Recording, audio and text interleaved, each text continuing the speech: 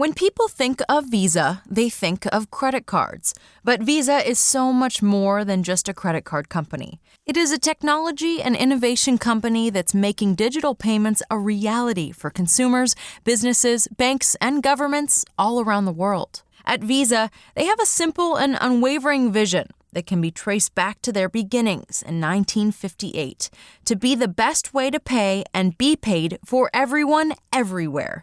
They know that every Visa transaction is a promise. Whether you're at food trucks, outside the stadium, or paying your fantasy league dues online, Visa wants to provide you with the most secure and easy payment experience possible. All you have to figure out is, where would you like to be? Visa, everywhere you want to be. Welcome to the Undisputed podcast. I'm your host, Jenny Taft. This podcast is the full show from today's episode of Undisputed from start to finish. They've got a busy slate, so skip Shannon. Let's get to it. Welcome to Undisputed. We are live from Los Angeles. I'm Jenny Taft here with Skip Bayless and Shannon Sharpe. Good morning, guys. Hi, Good morning. Good morning, Jenny. How are you today? Good. How you doing? What's going on over there? Ain't nothing going on. Nothing going on. No. Huh. Higher up spell would be best if I didn't bring out the goat match and the jersey. So Really? we're doing away with that moving forward.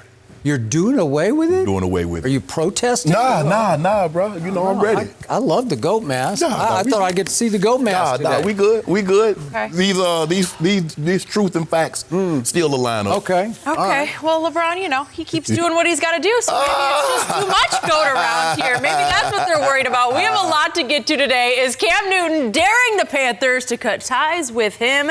And is Dak actually one of the most aggressive quarterbacks in the league? But first, we are going to start with the King putting on a show in the house that MJ built. After losing on opening night to the Clippers, the Lakers have now won 6 straight games, down by 19 at one point and 13 entering the fourth quarter. Dwight Howard and the Lakers bench sparked a 16-0 run to erase the deficit and beat the Bulls 118-112. Kyle Kuzma had 11 of his 15 points in the fourth, which almost overshadowed LeBron's third straight triple-double. James is the first Laker to do that since Magic did it in 1987. So, Shannon, how impressive was LeBron last night? He was very impressive, and here we go again, 2 weeks into the season, and this is basically his third virtuoso. Third straight triple-double. I don't know. Have the Lakers have any good players since 1987? I just need to know. A few. Okay, yeah. So he's only his second year there. The third straight triple-double for the Washed King. The Washed King. Oh, he's so unathletic.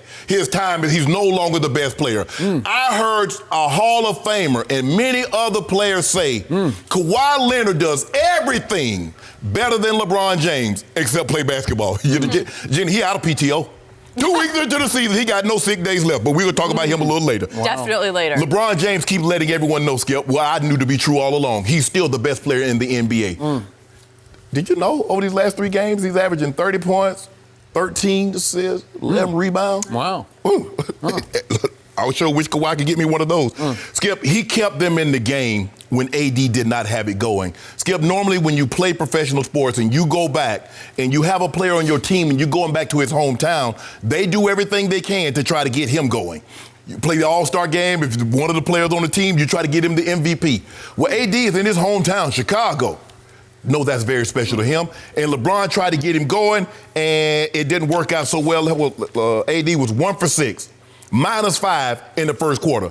And they were down, I think, 17 at the half, and LeBron James kept them in the game. He kept them afloat. And I know you're going to talk about the bench at some point in time, but the bench was the reason they got in this point.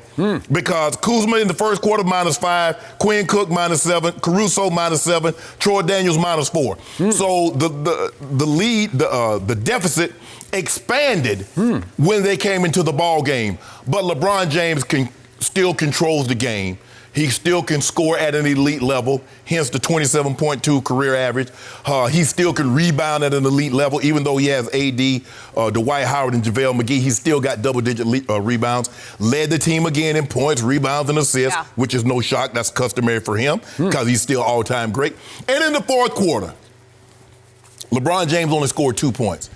But he assisted 5, so for a total of 12. And see, the thing is that sometimes great players struggle with, Jenny, is that they come in there like, okay, let me do this. I got to do my thing. He's like, nah, y'all got it going. Keep that thing going. Hey, yo, Kuz, take that. Quinn Cook, you got it going. Take that. And that's what LeBron separates LeBron from a lot of other great players, is that he understands the situation, and he doesn't always try to. Sometimes I get upset with him because I think he should interject. But in most cases, LeBron does not get caught up, well, you see that guy scoring, you should try to go match him point for point. LeBron says, nah, Kuzma got it going. Yeah. Let me try and help him find the rhythm because he had been struggling since he had come back. Let me try to help him find the rhythm. Kuzma made some shots, kept it going, 11 points in the fourth quarter, 15 overall. Quinn Cook got it going in the fourth quarter, played unbelievable. And they allowed those guys to finish out the ball game. Caruso finished out the ball game. Sure. Quinn Cook finished out the ball game. So this was unbelievable performance by LeBron James.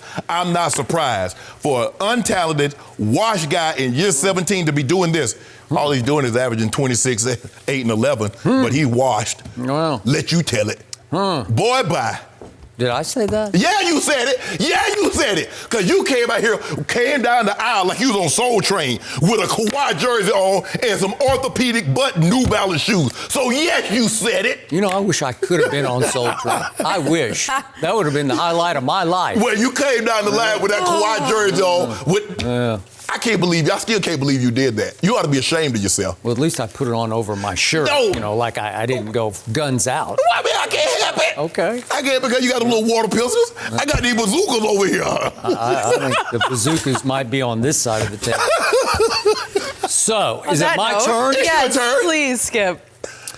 You know, I don't know what's wrong, but I got to get a new TV. You need one. I got to get out of the black and white age. That's your Christmas gift from them. Give you a TV. I'm confused about the game. Maybe I accidentally flipped over to the Thunder Magic game, and I thought it was the Lakers Bulls game. I don't know, but I saw a completely different game because I saw LeBron James get taken out of the game after 3 quarters by his new coach, Frank Vogel. And they were trailing by 13 points. Yeah.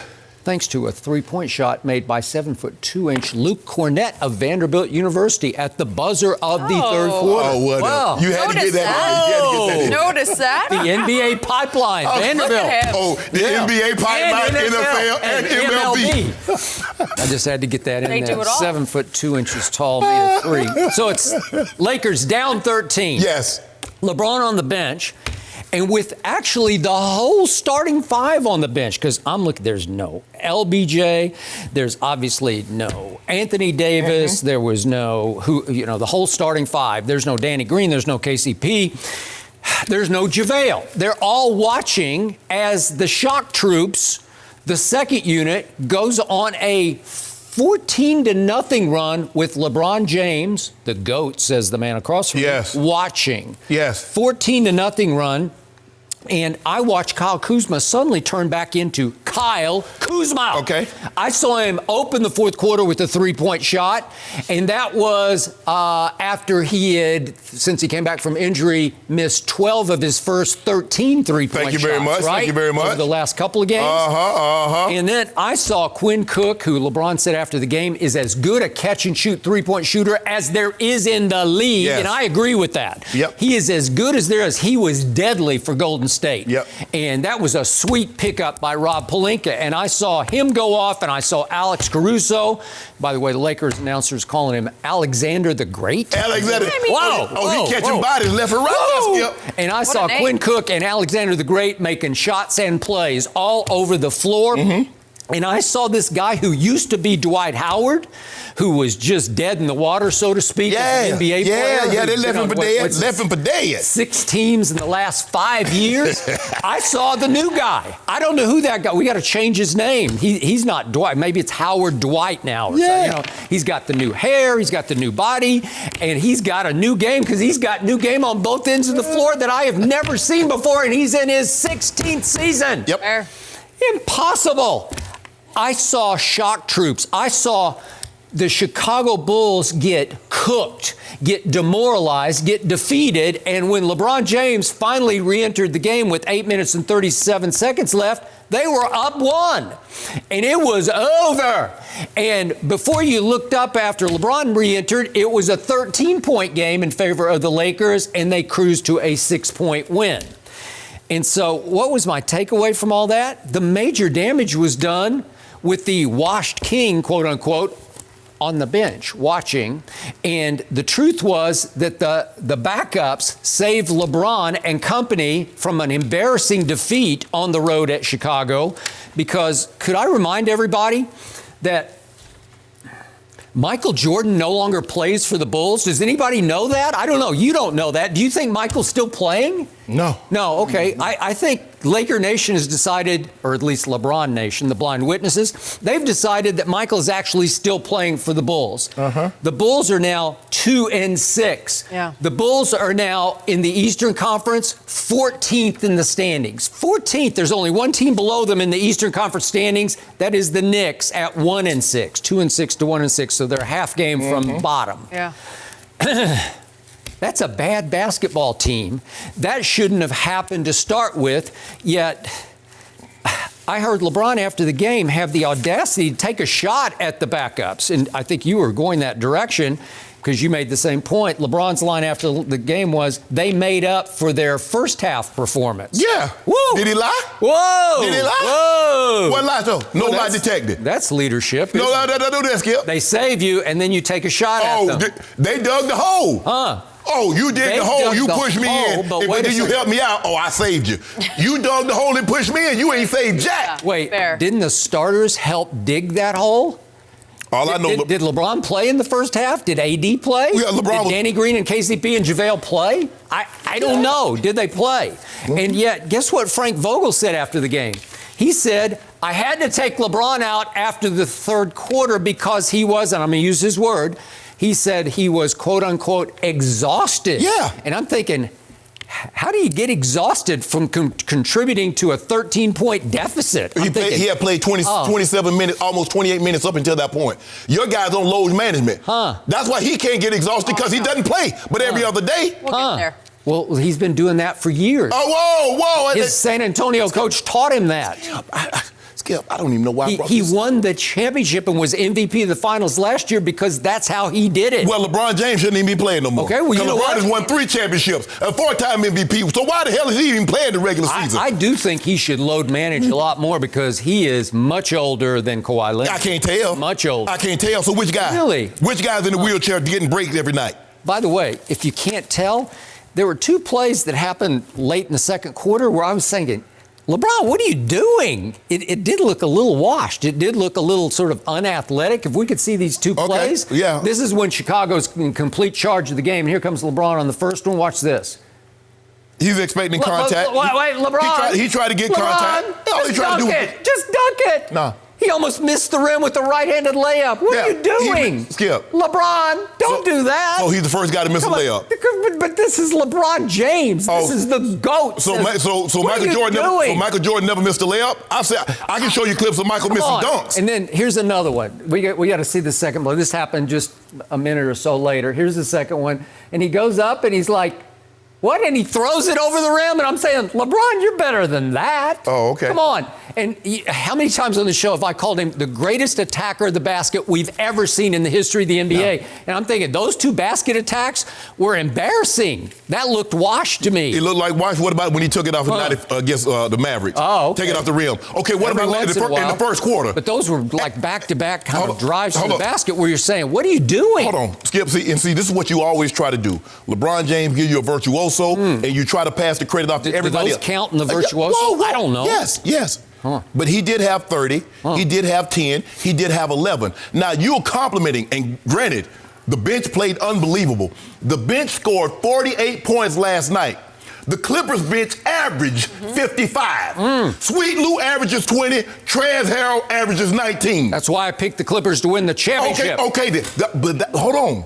But you can't pick them to win the championship and heap praise on them for their bench contribution, but blast LeBron James when he gets bench contribution? How do we do that? Well, because you didn't expect that from those guys because he's the king. What should we? Oh, no.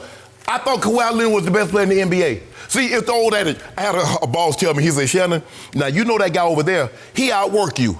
but if I can just get him to come to work.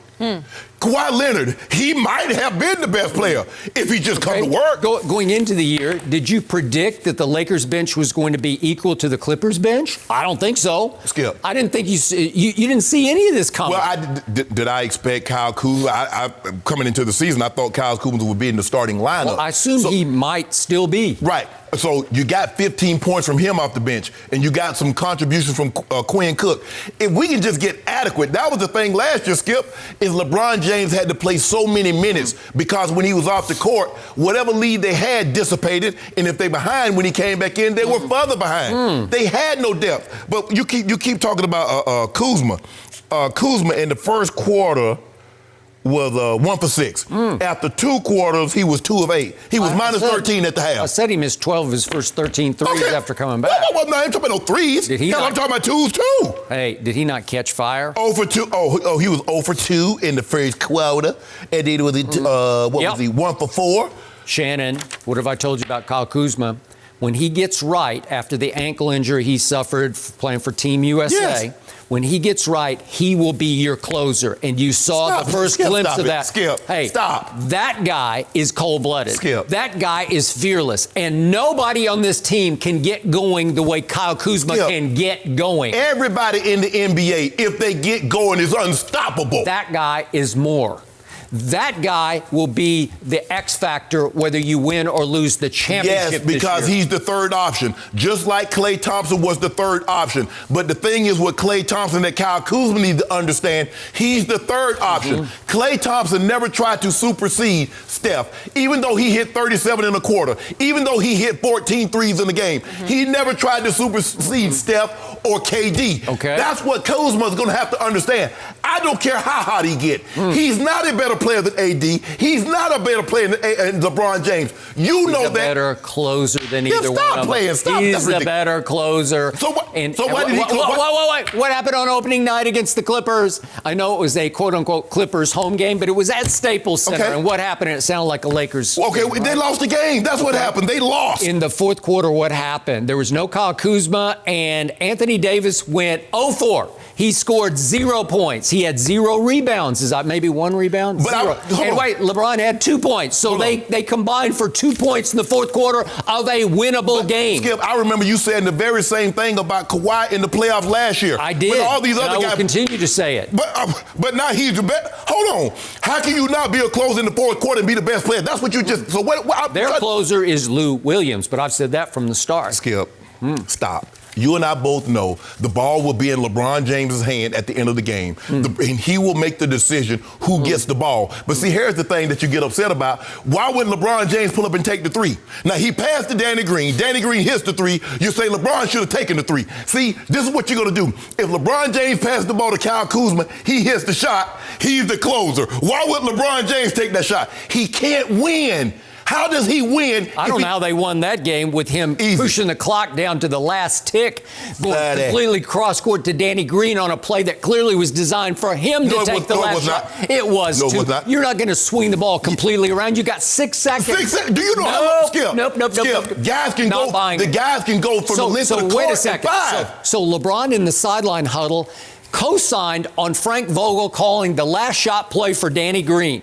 Boy, if you're the man, you just say, stop. Remember when LeBron got mad in that playoff game at Chicago? Do you remember that one against Derrick Rose's team? You put the ball. He said, no, give me the damn ball. You put the ball in LeBron's hands, and you let him make whatever decision, and you let whatever decision is going to have to be a 3-point decision because you're down 3. But whatever he decides, you live with it. That's why I say you can never go wrong if you make the right decision. You live with that. It turned out okay. Don't get mad. Yeah, it went pretty shaky. As soon as he put the ball on the floor and went to the rim, I said, what are you doing? You know what I said?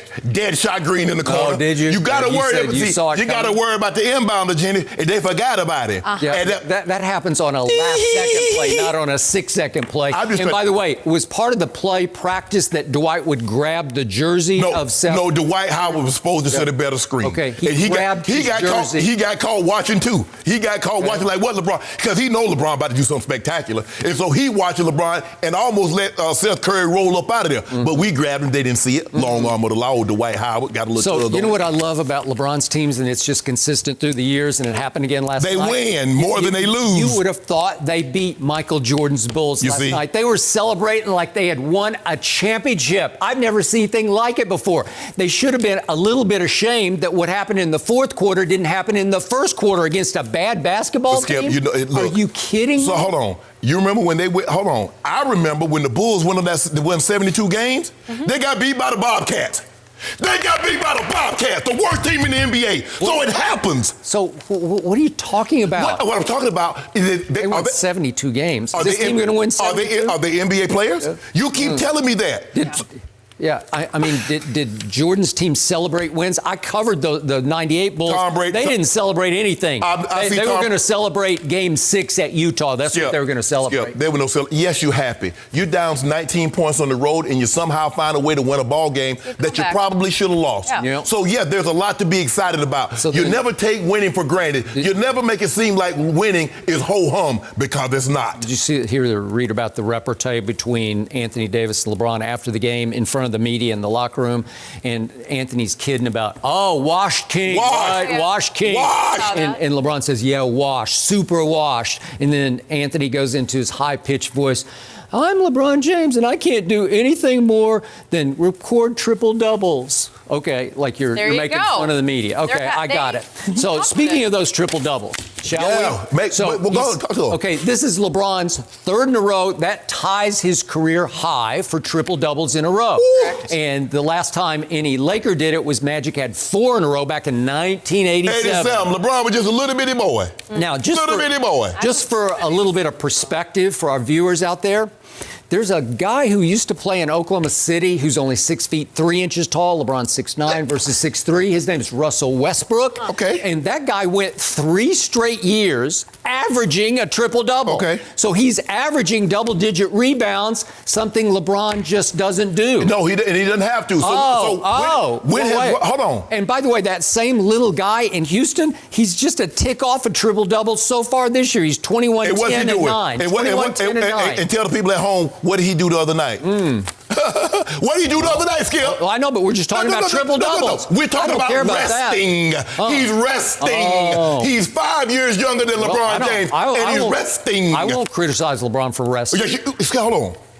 Yes, you did. Because I remember when LeBron James in 2016 and 2017, when he was sitting out games, you came out here with a stat. Michael Jordan played 9 seasons in which he played all 82 games. He had another season in which he played 80 and another in which he played 78. The only time Michael Jordan didn't play the bulk share of the game was he broke his foot.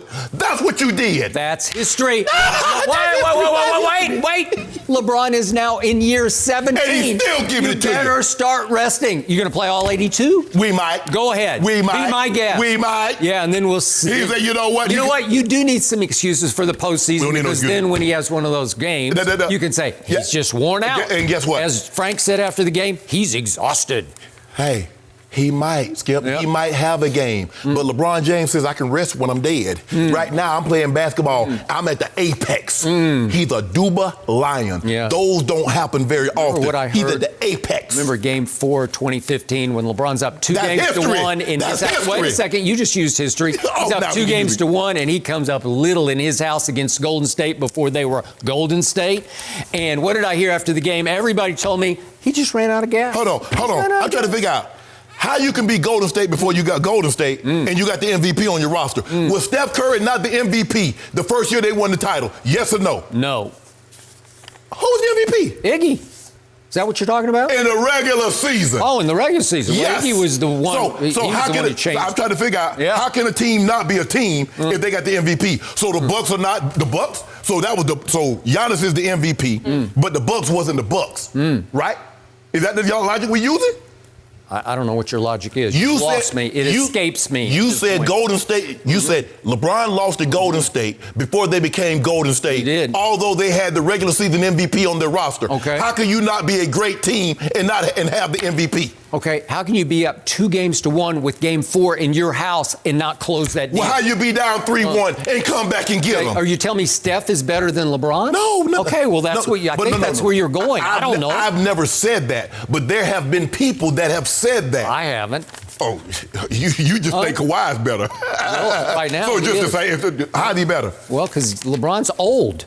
Oh, I can't tell. Yeah. I can't tell. Should we see those layups again? I don't know. Maybe not. I didn't want to. I didn't want to show you the dunks. I didn't see. I don't put a whole lot of footage, but they saw it. Everybody saw it last night because it's on NBA TV. I watch it on Laker Nation. Well, you have 691. You have no choice here because it will not show you the game on NBA TV. But I'm talking you about, have to watch it on 691. I'm talking about the people that does not live in the LA County area. I got it. What the Lakers have is the league's best record. Hold on. Hold on. It's over. It's over right now. Hold on, I want to make sure I'm hearing you.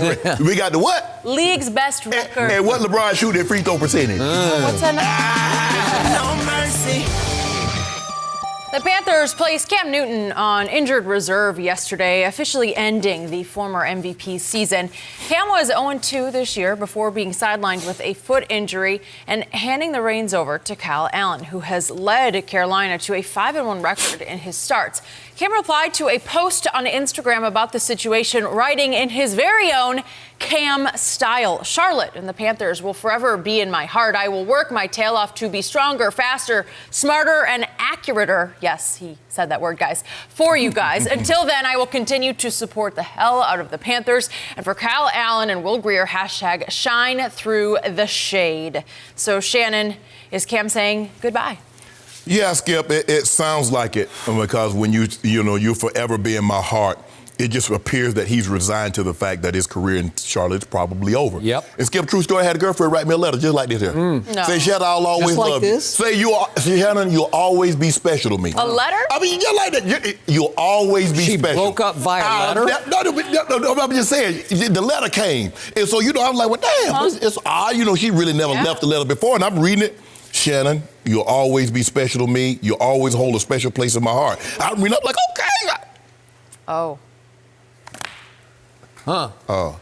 Was that the last you spoke to her, or what happened? Skip, stop. Well, I wouldn't know. How did it end? How it ended. How did it end? You know how it ended. You can't the leave same it way it's going for there. Cam. Well, I think that ended that, right? Yeah, it definitely did, Skip. Okay. Skip, but they say in marriage, it's a lot easier to go your separate ways if there's nothing there to hold you. That is There's no correct. kids, there's no financial, there's no property, so it's easy to sever ties. Cam Newton has a $21 million cap hit, but if they release Cam, it's only $2 million. Wow. NFL teams eat $2, $3, $5, $10 million like it's $5. I agree. Now, if there was a $40 million, like that big cap hit when Tony Romo retired, Skip, remember they had to split it out over 2 years, the cap hit was so big. Yeah. But for this, Cam has been injured. And I said last year, Cam is injured. Cam was playing hurt. Yep. But people don't want to hear that. When you go out on that field, Skip, all they see is Charlotte. Oh, that's Carolina?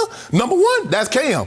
They don't know what was going on with Cam's shoulder. Cam's shoulder was hurt more than what he let on. We've had 2 shoulder surgeries since 2017. Right. And he's taken some punishment over the years, Skip, being a running quarterback. And Skip, they were running quarterback power. They were having a fullback lead and a tackle lead and Cam running the ball like he's a running back. Remember that hit at the goal line in Atlanta? And he took several of those. Oof. And that catches up with you at some point in time. But also something happens, Skip. Don't let anybody fool you. When they draft a guy behind your position and they take him in the first 3 rounds, he should have got an indication when Jimmy Garoppolo got drafted. You Skip, they were willing to move on from Tom Brady.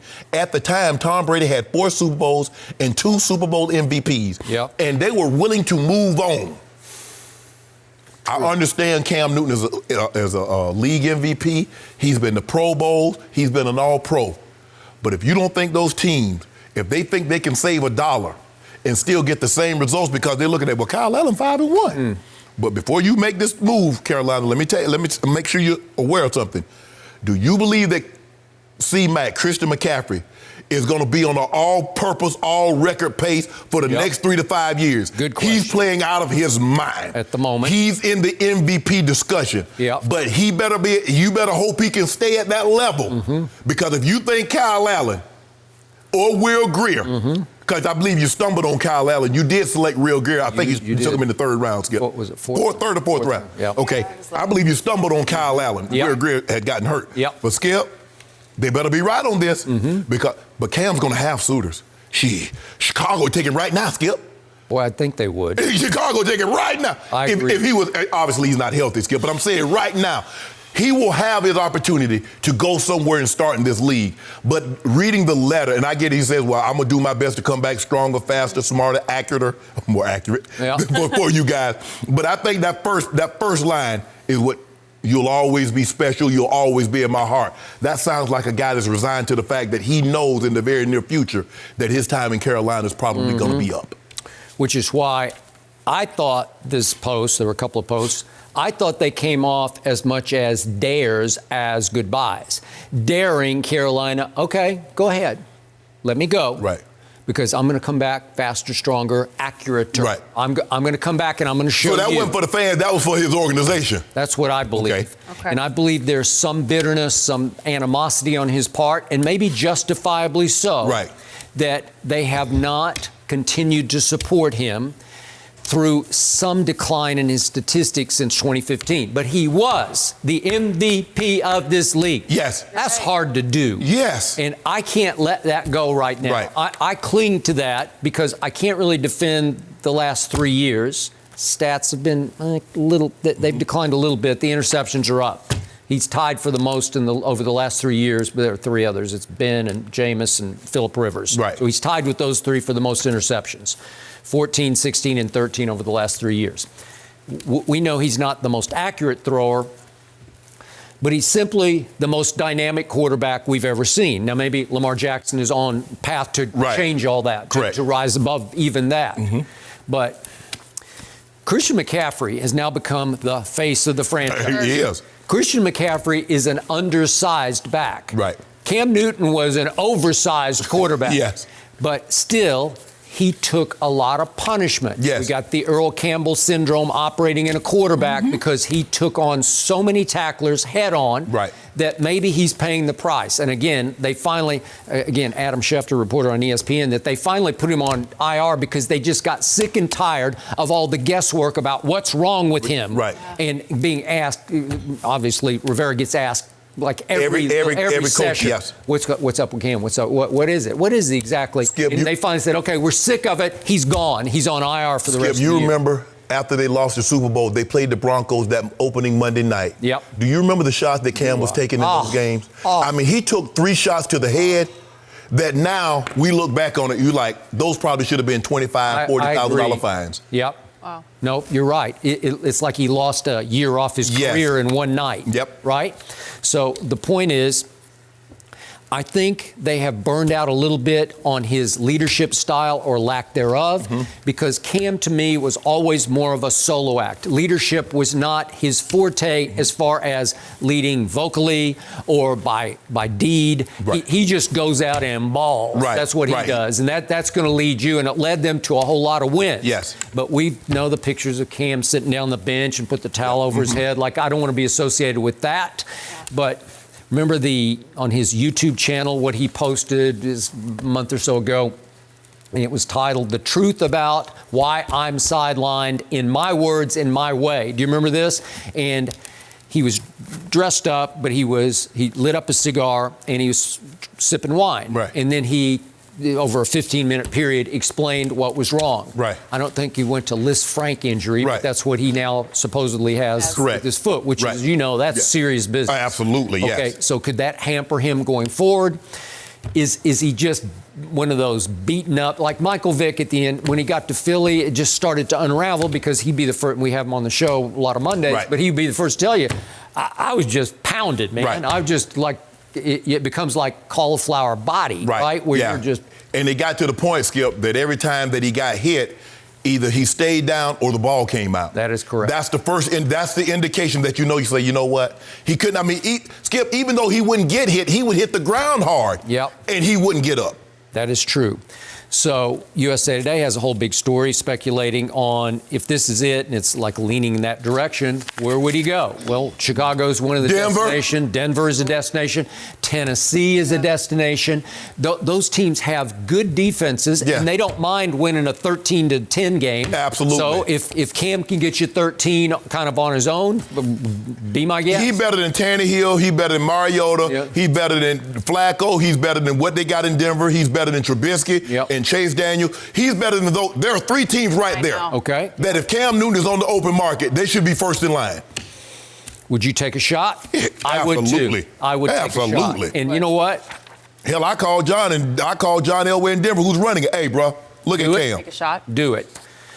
Maybe he needs to start fresh. Maybe as he goes on age 31, maybe it's time for a fresh start. Right. Maybe he ran his course in Charlotte. Maybe it just doesn't feel right anymore. Sometimes, Skip, you don't realize what you have until it's gone. Maybe. And you have Cam, you're like, well, are we winning these games with Kyle Allen? And that's not to take anything away from Kyle Allen because he's played well. They're playing well as a team. Just as a note, you know how much I liked Will Greer coming out. He has not had his shot yet. Right. So maybe at some point he would get his shot. Yeah. So we'll see. We'll see. Yep. But maybe you're right. Listen, you want to talk about big shoes to fill? Those are big shoes. He won a lot of football games. He got you to a Super Bowl. He did a lot of great things. Not good things. He did great things. Right. He beat New England a couple times. Yes. One on a Monday night. Yep. Remember that? Yep. That was big time. Hey, Skip, he beat went him up there. Yes. Beat him up there. Just 2 years ago. Yeah, he beat him up there. Yeah. So he has quite a resume, but it seems like everything went sour on it. Right. In Carolina. Maybe it's time to start fresh, and I would like to see him re-challenge elsewhere. Start fresh in Denver. Yeah. Okay. I can't believe I'll buy it. that. You brought up his age, just being 30. I mean, he should have time. Okay, he should have time, Right. but it's Given like if he gets it healthy. feels His like 31 is probably like 35 with the shots that he's taking. It Yes. is. That's the problem. He's not one of those guys that, he got hit a lot. Mobile quarterbacks take a lot of punishment because they run themselves out of something on the backside while running them something into the front side, and then he's running and scrambling. I agree. And he's a big man. Cam Newton, when I first saw him, I'm like, this dude's a quarterback. Cam is legit 6'5", 255. That's a good point. But he's lost weight. He's become full-time vegan now. He's lost weight. He's down probably like 245 now. Okay. But he's a huge man. But even when he was 255, he didn't play 255. No. I mean, he didn't look. He wasn't looked bulky. like, because he could move. Yes. He's statuesque. When you list all the teams, though, that need a quarterback, it feels like when he is healthy, and hopefully he has a good recovery from that injury. The only team I know gotta that doesn't need a quarterback is Dallas. Oh, really? They got No way. Is that what we're They talking got about? a quarterback. Interesting. Tampa. Interesting you bring up the Cowboys, Thank Skip. you. I'm not used to that at all. Mercy. No mercy. In a recent article about Prescott, several stats were referenced that you might like to hear, Skip, like his 8 touchdowns of 15 or more yards, which ranks second in the NFL, his average throw distance of 9.7 yards, which is good for third overall, and his QBR of 93.4 against the blitz. Against the blitz. Which leads the league. Leads That the league. one What, leads number one in the whole league? I had a feeling you were going to like it. What? Shannon, though, does this impress you? No, hell no, don't impress me. Hell no. No. What I care about is what he did. He scored 10 points against New Orleans. So how deep was the pass he threw when he scored 10 points against New Orleans? How deep was the passes when he fell behind 31-3? Because it was 7-0, 14-0, 17-0, 24, 31-3. How deep was those passes? How did it look? By heart. That's impressive. And then what happened after that? Dak Prescott. Hold on. I'm gonna give you a chance to make your point. He put up big numbers against bad teams. 2 times he played the Giants. He has 1 interception, 7 touchdowns against the Giants. Against the other team, guess what, JD? He got 8 and 7. He got 15 touchdowns and 8 interceptions. But when he play a bad team, he dogging them out. Washington is what? You know what? I'm expecting Washington to be at least a 2 seed in the NFC. And I'm expecting Miami to be they'll probably get a wild card. Not. So that's what he's up against. Hold on. You know what, Skip? I got something for you, Jenny. I know you don't know this, Jenny. You really? forgot all about that. Yeah. Top 5 in expected points per added per dropbacks. Number 1 is Patrick Mahomes' boy. Guess who number 2 is? My first cousin. You like Dak and first cousins in the same sentence. I like Because in all these metrics. We're going to talk about first cousins in just a minute. I want to talk about Just leave it alone. We're going to Appreciate that talk shit. about it. Because all these stats that Dak is up there in, guess who's up there with him? First cousin. So Dak and first cousin group together. Do you like first cousins on Sunday night? Do you want it to? You can have him. You can have him. Jenny can have him. Careful Jenny's here, stuck Shannon. with him. You said we're going to talk about him later. All I'm asking you. I'm asking you, do you want Cousins on Sunday night? I'm happy. I'm open for business. Well, you can have him right now. We got 2 more days to talk about him, and I'll let you know later in the week whether or not. I'm just saying, Skip, look here. This is what I am. And I appreciate those guys because there are a lot of smart guys. These analytics guys, smart. they go to MIT, they go to Georgia Tech, they go to NYU, they go to Northwestern. So they're way smarter than me. I ain't got no but old criminal justice history degree at Savannah State. Good one, too. I got a good old degree. I ain't good with all these numbers. What do your eyes tell I me? thought you said you didn't get your degree. Oh, you what? You think I wouldn't wait all that time? We got my degree. You make jokes about you don't have a degree. I say I majored in eligibility. Oh, okay. I majored in eligibility. Then how did you get your degree? I got it. I got a degree in eligibility. I stayed eligible for 4 years. Well done. Yeah. Well done. Skip. What did your eyes tell you, Skip? That's a good question. He has, Skip, and I've said this the night after they played. He has one impressive victory on his resume this year, and that's the Eagles. You saw what he did against the Green Bay. You saw what he did against New Orleans. And a guy that sees ghosts, and it wasn't Halloween, beat him. Because that's what you always tell me. You tell me that Kirk Cousins against Dak Prescott, your quarterback is only lost one time to him. That's what you tell me. So you said if the quarterback play head... my quarterback's 4-0. Yeah, okay. Dallas is 6-1. 6-1. Yeah. What you tell me, if two teams play, and whomever the team win, the quarterback is the better of the two. That's what you always tell me. Yeah. You told me Tom Brady was better than Patrick Mahomes. You tell me Tom Brady was better than this, and yada, yada, yada. Dak Prescott was better than Russell Wilson in a playoff game. Go ahead. No, you said he's better. You say you'd rather have Dak than Russell. I just said I saw him outduel Russell head-to-head. Well, I just saw, and guess what I saw? Sam Darnold. Outduel him head to head. He didn't outduel him.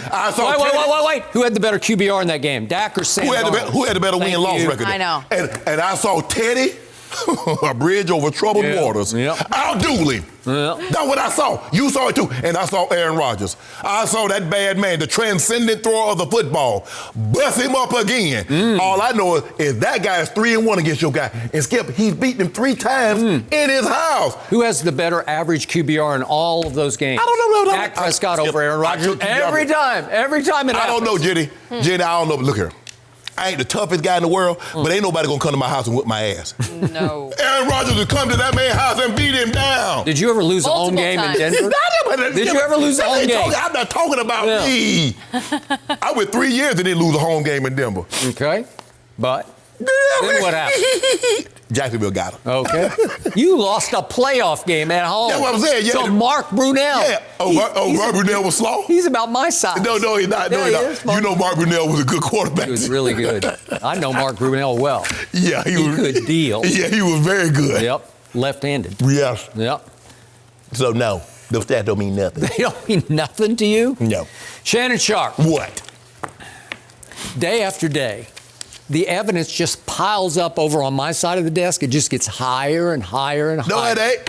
Dak Prescott's a top 5 quarterback. Stop saying I won't even make a case he's a top 1 because the stats start screaming top 1. He's not top 5, Skip. At least top 2 because it's number upon number top upon 15. number.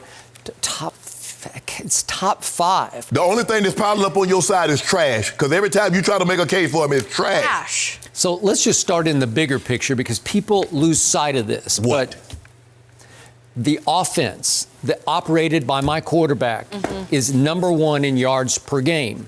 That's hard to do, but it's pretty good. It's number 1 in yards per play in the NFL. Every time the ball gets snapped by the Dallas Cowboys, they lead the whole league in yards per play.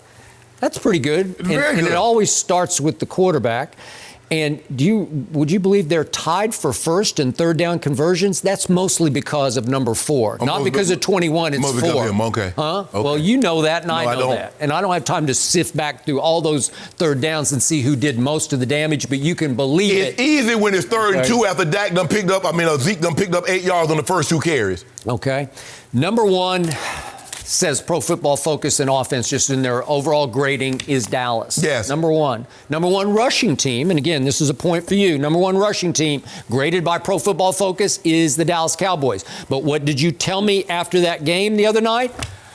I could have run through those. Yeah, I could. And I mean, me or you. Yeah. Either one of us. Jenny could have made a bunch of yards through those holes. I'm pretty sure. I think Jenny so, got too. Jenny got 15 yards on 3 carries. I would think easy. so. You should have seen Because me in flag football. the sea parted. Yes. You would just look from the end zone shot, you'd say, Yes. oh my God, Yes. that's like 15-yard wide hole, Yes. right? Yes. And what did Zeke say after the game? Easiest yards I've ever had in any game in my life were tonight. Yes. Okay, that has a lot to do with that line that I continue to say is a better run blocking line than pass blocking. Okay. But then there'll be aberrations like the game against the Rams here in the Coliseum when they can't block Jenny, you, or me. Yeah. Aaron Donald coming Yep. too. They got him well, again. I don't know what that. Well, they do. You know Jared Goff Like owns my Dak. chances of a little. You know Jared Goff. You know Jared Goff owns Dak, right? Okay. Yeah. Beat him in home and in the regular and the playoffs. Another one where every game my quarterback's QBR is better than that. Yeah, and remember, the reason I love QBR is it encompasses everything that happens in a football game. It grades situations and it grades what did you do with your legs as well as your arm. And my quarterback makes all kinds of big plays with his legs, like the 3rd and 4 play the other night when he escaped and ran for 11 yards. And it was the key first down in that game that tilted the playing field in favor of my You team. act like if he didn't get that first down, they were going to lose that game. Okay. The Giants were never going to beat the Cowboys, and you know that. So there's some hypocrisy going on here because I had to listen to the celebration as we opened the show for a game that the Lakers won against the 2-6 Chicago Bulls. Well, how can I take that seriously when you take almost none of my games except one seriously because it happened to be against your Philadelphia Eagles? Okay, if you had fallen behind by Miami by 19, if you had fallen behind by Washington by 19, okay, but I know when you fell behind by 28, you caught an L, and you fell behind by 18, you caught another L. So the stats scream at you that Dak Prescott is only 0.2 of a point behind Russell Wilson for the QBR lead. And as Jenny pointed out, he's number 1 against the blitz in QBR. That's extraordinary. That's pretty great. I'm going to give you a point here, just to be fair about this. Pro Football Focus ranks him 6th so far in quarterback performance. So their ranking says a little bit, it's like on the edge of top 5, but all the rest of the numbers, like where you do adjusted completion percentage, which includes drop passes, because for much of the year, Dallas has led the league in drops. I think they still do because they had 4. According to you, because you you counted them. I ain't signed off on all of them. Well, you signed off on the last one. I said, I'm not even sure. Oh, yeah, that was a drop. That was a drop. So in adjusted completion percentage, he's 3rd in the league. If you adjust the completion percentage on deep passes, he's 2nd in the league. And then you start talking about what Jenny brought up to start this topic off on just average throw traveled. How far did the throw travel? 9.7 yards. That's 3rd in the league. Behind who? Okay, but it's 3rd. But all I've heard for 3 years is Dink and Dak. Okay, but that's 3rd in the league. And wait a second, when you start doing longer passes for touchdowns, he has 8 touchdown passes that travel 15 or more yards. That's 2nd in the league. And if you go to 9 passes that traveled, 9 touchdown passes that travel, these are 9 completions, travel 40 or more yards. That's tied for 2nd in the league with Aaron Rodgers and only 1 behind Mahomes. And I know Mahomes hasn't played. And man ain't played in a month. Okay. And he's still number 1. That's interesting. But my quarterback's right in the mix with those guys. Okay. Dink and Dak, I think not. Okay, well, think about this here. This is what I'm put on my lawyer's hat. Okay, please. Jenny. Okay, you have the number 1 rushing attack. Okay. You have the number 1 offense in football. You have a quarterback that's top 3, top 4 in every 2nd level, 3rd level, 5th level stats. Why in the hell are you 5-3? Good question. I'm glad you asked that. Do I get to respond, counselor? Is it my turn? Yes. Your Honor? Yep. Right? Yep. Yes. Yes, I thank think you. should be better at this. Yes. Because inexplicably, when you least expect it, my defense does not show up. Let me finish. It's my turn. Don't do a C. You can't do that in court. You can't stand up and say C. Objection. We'll have to say He's make dead. the C. He's badgering the witness. You'll get thrown out of court for saying that. You realize that. So the point is, when you least expected it in 2016 against Aaron Rodgers in a playoff game at Jerry World, when you went 13-3 and had home field advantage throughout the playoffs, the defense just doesn't show up. And in that game, you're down 21-3 in the middle of the 2nd quarter. That's horrendously Where's your bad. offense? Okay, well, I'm just saying there's no defense to be played. He's just going up and down the field, Aaron Rodgers. Okay, well, so why didn't you Which guys brings go up me and to the last visit that Aaron Rodgers had here. It's 24-0 early in the third quarter. 24-0, and then what happened? My quarterback brought you all the way back. Well, let's do the first game. In the playoff game, the quarterback's down 21-3. He brings you back to 31-31. Is that impressive to you? He outduels Aaron Rodgers. Well, again, that's what he's made of. And then in the Green Bay game this year, it comes down to if Maher makes a 33-yard field goal with 1:44 left, Dak has cut the advantage to 34-27, and you were onside kick. Is it hard to recover? Yeah. Yes, it is. It's virtually impossible, but still somewhat possible. Right. Well, if you recover, you've got 1:44 left to go score again, because that's all you've been doing in the second half. But this is what I do remember in that ball game, Skip Bayless, that anytime the score was in one score, the game was in one score, Dak threw an interception as opposed to a touchdown. And see, it only matters, Skip Bayless, if the New England Patriots, they were down 25 points, they're down 28-3.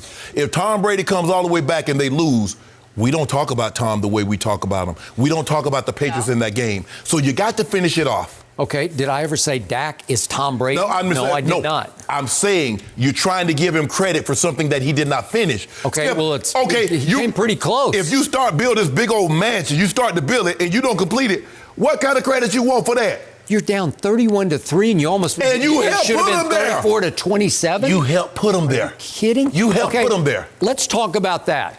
The first throw to Amari hits Amari right there, and he's still talking about how he screwed up that game because it turned the whole momentum. How do you do that? He hits him right there. You take one for the team, Jen. I take a lot of them for the team. Shannon Sharpe in his day would have caught that with one hand. Just like one paw. Just like, here, let me catch this and put it in my back pocket. I know that you know what? You put a lot of receivers and tight end in the same breath as me. Well, you were like a hybrid wide receiver. Yeah, but I had very good hands. Okay, well, so there. Good, thank you. But John would hit me in stride, and I hit my head. Well, I'm sure he didn't always hit you in stride because nobody ever consistently hits everybody in stride. That just doesn't happen. My point is, Skip, if he'd threw the ball like he threw it Monday night. I got it. But should Amari have caught the ball? Yes, he should have. Even if he had to go down to his knees and just say, I'll just catch this. He should have. If he had to wave his hand and fair catch it, just catch the ball. But what did he do? He muffs it into an interception that gets returned 56 yards. But you say your guy's the most accurate. That would the next gen stat say he's accurate. Well, next level. They say next level. You ever seen Tom Brady throw an inaccurate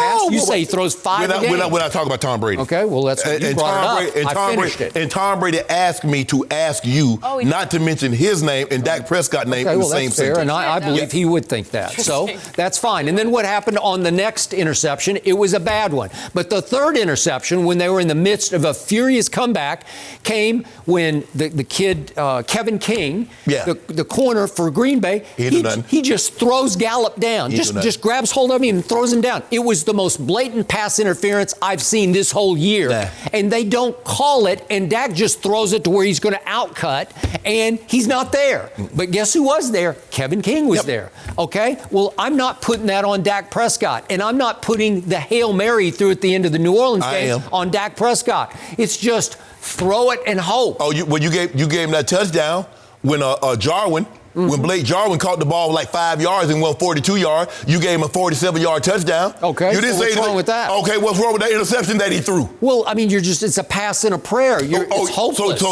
So Dak was thinking, I'm going to throw this ball 5 yards to Jarwin. Is that a high percentage pass to throw it up in the end zone? For a touchdown? No, to the Hail Mary. No. Well, a lot of guys won't even try him because they don't want it on their record. Well, I mean, consider that Dak, if he'd have got the ball to the end zone, it probably would have been incomplete. But not at the end zone. But since he threw it 36 yards, it got to the team. It got to the team. So to make a long story short, you know what, Skip? I'm going to put this in a nice, neat, boy, I like what do you need? Yeah, I like to organize stuff. Jenny, have the thing nice and neat for Skip. Yeah. You're just in order. Do I trust Dak to come up, put up these big numbers and these next level stats in a meaningful big game come playoff time? Yeah. No. He picked your Eagles to pieces. Skip, I gave you that one. He dominated. I gave you that one. He's been doing this for 4 years. And what do you got to show for it? He's picked a lot of teams. What do you got to show for it? He's got a playoff win over Russell Wilson. That's what he's got to show for it. And Jared Goff, he got to play. He's got 2 division titles in 3 years, and in the middle year, he lost Zeke for 6 games. And again, I think Zeke is unimportant. Let me get my mint. Yeah. Get my church mint. You needed that? Yep. No? You're right? going to suck on that mint In the- while you're talking? Just like my Middle of grandma used to get. My grandma used to have a mint in that napkin. My grandma had that in there. Here, boy, get that thing. Ugh. For you? Yep. Ugh. Did you say no? Why did you need the mint? Yeah. Why did you need the mint right now? Gosh, Oh. I need it. Cause Skip talking crazy about Dak. Final point. Dak is What? 15 touchdowns to 8 interceptions. I can't take that away, but I can disqualify several of No, those. no, no. But he's 15 to 8. Last year, Aaron Rodgers went 25 touchdowns to 2 interceptions. But guess what happened, Shannon Sharpe?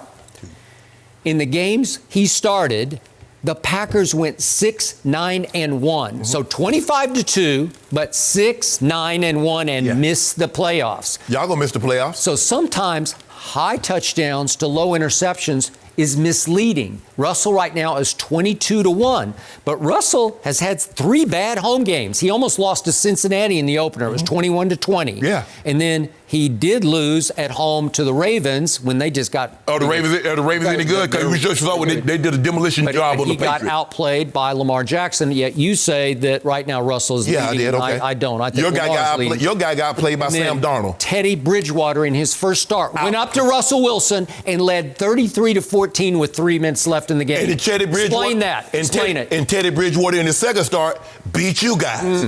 Yeah, but what was it? It was a defensive struggle against the best defense at home in the league, which is New Orleans. But you got, hold on. You say that's the best defense at home. You got the best offense in the entire league. You say you got a top 5 quarterback. You got the best running attack. You got a top flight receiver, and you can't get past that. If you as good as Dak and that offense is good as you say it is, Yep. I don't know what the problem is, Skip. Well, you know what? We'll start finding out on Sunday night because I love my team and I love the way my defense rose and shone on Monday night. And I think you're going to see more of that down the stretch, and you are going to be in deeper and deeper trouble. I ain't gonna be in nothing. Because my Sunday. quarterback wins games. Yeah. Okay. No mercy. The Kirk Cousins renaissance has hit a speed bump recently. This past Sunday against the Chiefs, Cousins completed a season-low 50% of his passes. Cousins was deemed off target on a whopping 34.8% of his throws, the worst mark of any QB last week. The Vikings will need Cousins to deliver this week, though, as they visit Dallas on Sunday night. So, Shannon, which version of Cousins should the Cowboys expect to see? Yeah, Shannon. Yeah, Skip, I damn sure wish I knew what version of Dalvin Cook we going to see, because then I can give you a better indication of what version I'm going to see of Kirk Cousins. I think you'll get the best version of him. I hope But here's the thing, Skip. Dallas has only allowed 200-yard rushers. Saquon the first game, and then we saw what Aaron Jones did. They normally set out to like, and especially a guy like Kirk Cousins, you want the ball in his hands. Like the Eagles got it, they're not going to say that, but that's what they want. They want the ball in his hands because, like you said, they're very familiar with Kirk Cousins. They understand his strengths. They understand his weakness. When you play a guy, Skip, and when he's in your division for the amount of years that Cousins was in their division, I don't care where he goes. You've got tape on him. You know full well what he's capable of. So for me, Skip, I think he'll be okay. I don't think we're going to see great Kirk Cousins because I do not believe if the Cowboys shut out Dalvin Cook, hold him down something, say 60, 70 yards, I don't believe Cousins is good enough to overcome that. Now, if he gets Dalvin Cook somewhere around 120, 150, and Cousins can play action, he can keep the throws minimal. He can throw something like 250 yards. But if you ask him to drop back and throw the ball 35, 40, 45 times, Skip, he's not winning a game like that in Dallas. I don't believe he's capable of that. So with that being said, I'm going to say the Dallas Cowboys will do a number on Kirk Cousins, but there's a good chance I'm still going to pick Minnesota because I believe they're going to do a job on your guy. Thank you. Well, if Why they you gonna do, bump it then up? you're going to win. But that's not going to happen. Yeah, it is. So allow me to say about Kirk Cousins, whom I have watched very closely because he used to play for the Dallas Cowboys' arch rival Washington Redskins, and he played for a long time there. And I miss him playing for the Redskins because my team dominated Kirk Cousins. Well, you got Dwayne Haskins for the next 5 years, so you'll be all right. Maybe, unless they go in a whole new direction this offseason. Already? Well, I don't know. Maybe Cam. Maybe that would be. Now, Cam coming to Denver. Okay. Could be right. I have never seen anything quite like Kirk Cousins because I got to give him this. When he's right, he's really right. Dealing. He was right against the Eagles that day up in Minneapolis. Yes. And every time I looked up, he was throwing a missile, launching a missile, where it's just like, whoosh, and Diggs is just like running, right there. Yep. 70 yards. He is capable. He has a good deep arm. Yeah. He can wing it deep. He can. And yet, I've never seen wheels fall off a good quarterback like faster than this guy, because he's still, I'll give him, he's a good quarterback. That 1 year in Washington, they won the division, played Aaron Rodgers in the home game. They lost that one, and he didn't play very well. But still, he got him there. Yeah. I give you that. You Skip, you here. There's no Ain't no in between. He here. That's what I don't understand. That's why it's so frustrating to have him as your quarterback. So in game one this year, after the disaster that was last year for your Vikings, when they had paid him $28 million a year for 3 years, Yes. 84. They got another year of that. Yeah. So what did they do in game one? Gary Kubiak and company, right? Yep. Okay, game one, they say, you can't throw anymore. we're just going to run the whole game. I've never seen this doesn't happen in this era. Especially a guy making that kind of money. Yeah. Yeah. He threw 10 passes. He hit 8 of them for 98 yards. Okay, that's game one. And they won the game against the Atlanta Falcons, who have turned out not to be very good. Correct. Then we see some disasters, some debacles. At Lambeau Field against the Packers, 21-16 loss. His QBR was 4. He had on scale 0 to 100. And Dalvin Cook ran wild. He ran wild. So, again, that kept you in the game. Yes. Then Bears at Chicago, 16-6 loss. He has a QBR of 15, which is pretty pathetic. And then against the Eagles, he just lights it up. Yeah. Like, that's spectacular.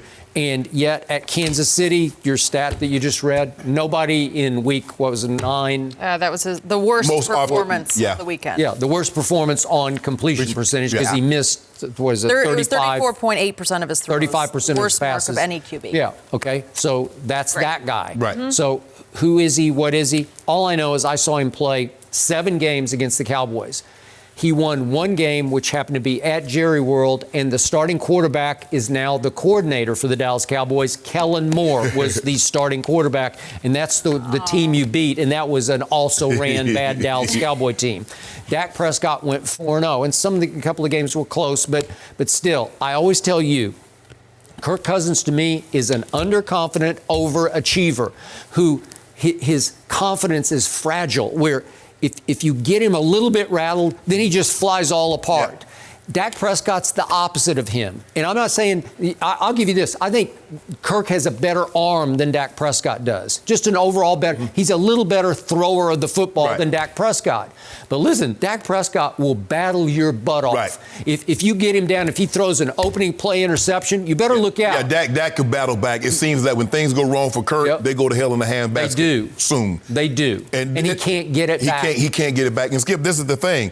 If everything that the Viking does offensively is predicated on the run game. When Dalvin Cook run for 100 yards, they're 6-1. The one loss came Green Bay. Okay. 0-2 when he doesn't. So they're 6-3. And Dalvin Cook leads the National Football League in rushing, right? Yep. Yeah. And their defense is 4th in points allowed. Is that good? That's very good. That'll work, right? Okay. And Pro Football Focus ranks the Vikings as a team as the 4th best team, with the 4th best offense and the 6th best defense as Pro Football Focus. But those numbers add up to really good football team. And with those numbers, Skip, when you top 4, top 5, right around there. Yep. You should not be 6-3. Nope, you should not be 6-3, and they have the makings of 8-1. I don't know, right? Yeah. And sometimes the quarterback flies apart. Right. Yeah. And you can't get it back. And sometimes, Skip, you have to be the reason. A quarterback should never be the reason why they lose, but he needs to be the reason why they win. And right now, Kurt is not the reason why they're winning. Yep. They rely heavily on Dalvin Cook, and then he can play action. I don't think the offensive line is that good, Skip, especially because once they shut down Dalvin Cook and they pin their ears back, now Kurt, he fold up like a lawn chair. Yep. So he ain't about that heat. You remember Dak's rookie year, first game at Washington? This is the second game of the year after he lost to Eli at home. Yes. Do you remember? They're in big trouble in the fourth quarter. Oh, Kirk Cousins is driving, and he goes to church on Sunday. Yeah, except it was to Berry Church. Yeah, he throws the interception, his quarters coverage. He threw it in the end zone. He threw an end zone interception, and Dak took the ball and went 80 yards the other way for the winning touchdown. If he completes that pass, or if they just get the ball in the end zone by ground or get points out of it, skip anything, right? Dallas is going to lose that game. The one thing that you couldn't do, look, even if we don't score a touchdown, if we get 3, we get some points. Now they need 2 scores to beat us. Now they just need the 1 score, and that's what they got. That's Kirk Cousins. Is he capable? You better believe he is. Do I like my chances? You better believe I do. Well, let's see how you like your chance on Friday. Okay. I changed my mind. Which way? I think you're leaning Minnesota now, right? Might be. You're feeling Minnesota, right? I don't know. Isn't that what they say? Ache. I'm nervous about this. I ain't nervous. Feeling Minnesota, isn't that what? I like Ozim. Yeah. Ozim. Minnesota. Minnesota nice. Well, you can join us, Shannon. Ozim. Welcome to the party. He's good. Ozim will come after you, man. You know he gonna come after you. That's his MO. And my quarterback is #1 in QBR versus the blitz. Bring it on. But he don't do a whole lot of coming after because he got them front 4, you know. Okay. You might have to have a bet on Hunter, Griffin. Skip, I'm going to think about this. They're very good. About something to do here. No mercy. We're now joined by Fox Sports NBA analyst Chris Broussard. By the way, that's the first time in a long time I've heard him referred to as James. Who? Right? You know what? I thought about that too. I know. It doesn't seem right. When maybe James, like LeBron James. We always say LeBron. He's getting older. He goes by James. Mr. James? James. Go. You know what I mean? Everybody, you're a superhero. He can go by anything. Bond really. James. Yeah. I actually James. thought that, though, when I was reading through the script. And I'm like, technically, Well, it seemed weird. that's more appropriate. It did Last sound name weird. A first. little disrespectful, but that, Oh, shoot. That was not my intention. And his drink of choice is wine. Is it? Yeah. That we know. We saw Shaken, last not stirred. Or maybe Pinot Noir. How about I Like that just call LeBeau him flavor. the GOAT? Yeah, old Shannon goat would prefer thing. that. Chris, what was your biggest takeaway from last night? I had 3 big takeaways. Uh-oh. The first being, and I won't belabor this because I know you will. The first being that James still wants to be considered the best player in the world. Want to, Because he is balling like that. All right, but the second one is the bench. The way the Lakers are playing, if they stay healthy and continue to improve like we would expect, there's only one team in the West that can keep them from getting to the finals, and that's the Clippers. Yep. Yes. As good as everybody else is, it's the Lakers and the Clippers. And one of the strengths of the Clippers is that bench, that depth, that when they go to the bench, they run you off the floor. And the Lakers bench, we know they won the game last night. They had the 16-0 run led by Kyle Kuzma to start the fourth quarter that got them in the lead. If their bench can continue to develop and grow and get confidence, the confidence of the superstars, that will be huge for the Lakers. So if I'm a Laker fan, that is something I'm encouraged by, the bench and how well they played. Secondly, this is a good problem to have. But if Dwight Howard continues to play as well as he is, start lineup, don't you? No, well, that's a consideration. But this is, how do you finish games? It was interesting, and maybe it was because of the minutes with Kuzma, but they put AD in for Kuzma with 6.5 minutes left. Now, obviously, you want to get AD back in the game. But Kuzma was the guy that had gotten them the lead and led the run. So if Dwight's playing this well, and we know their defense right now is best in the league, do you end with Dwight, AD, LeBron, and 2 shooters, 2 guards that, whether it's Cook and Caruso or Danny Green and Avery Bradley? Or do you go with Kuzma, AD, and LeBron and 2 shooters? Kuzma. Okay, so last night they went with Dwight. Yeah, but I think it was a minutes thing because Kuzma's just coming back, and they said they want to keep his minutes down around 20. Also, he was already at 21. The game was over by then. But No, It was only 4. They were up 4 when they put AD. They were just demoralized and devastated. Yeah. It was over. It was a 4-point. I don't know. It was a 4-point game. Stop it. So those are my takeaways. Okay. You have another one? No, Right, Goat. 3 big ones. Goat. Goat. Miss Triple Dove, she out early. She get a lot of frequent flyer miles. She almost missed a connection from San Antonio because it was a short trip from Dallas to San Antonio. She made that no problem. But getting to Chicago, the weather's turned a little cold, so she got delayed. But sure enough, right on time with about 3 minutes left, she made her way in there with them old blood bottom shoes on, flip front row. Triple Dub, 30, 10, and 11. Skip. I keep telling you, he heard everything. Wash King, remember we did that? We did a segment on it. What does he mean by Wash King? Everybody, he's unathletic. Yep. I say, huh? I said, if that was Chris, is that what we do after one game? I said, y'all don't want to see another game? Y'all seen enough. He said, okay. Yeah, I was talking about it. He said, hey. He said, okay, I got you. That's what he told me, Skip. True story. He said, okay, I got you. Everybody around him said, hey, watch. That's not gonna change. That's it? That's all you got? Nothing surprises me. Why should I be surprised? I've just been seeing this for 17 years. What am I surprised by? If you told me he had a peanut shop and a young boy, okay, now I'm surprised. You told me he okay. But to do this, Skip, and we keep talking about, the man got more triple doubles than Kawhi got double-digit assist game. Did you know that? Kawhi had never had a double-digit assist. Kawhi literally has one. Different types of players. Oh, different types of players. One guy plays, the other guy takes him off. That's my criticism of Kawhi. You gotta play. I want you to, at some point in time, your head hard. But I've been hearing this. Mine? They say you hard-headed little bitty boy.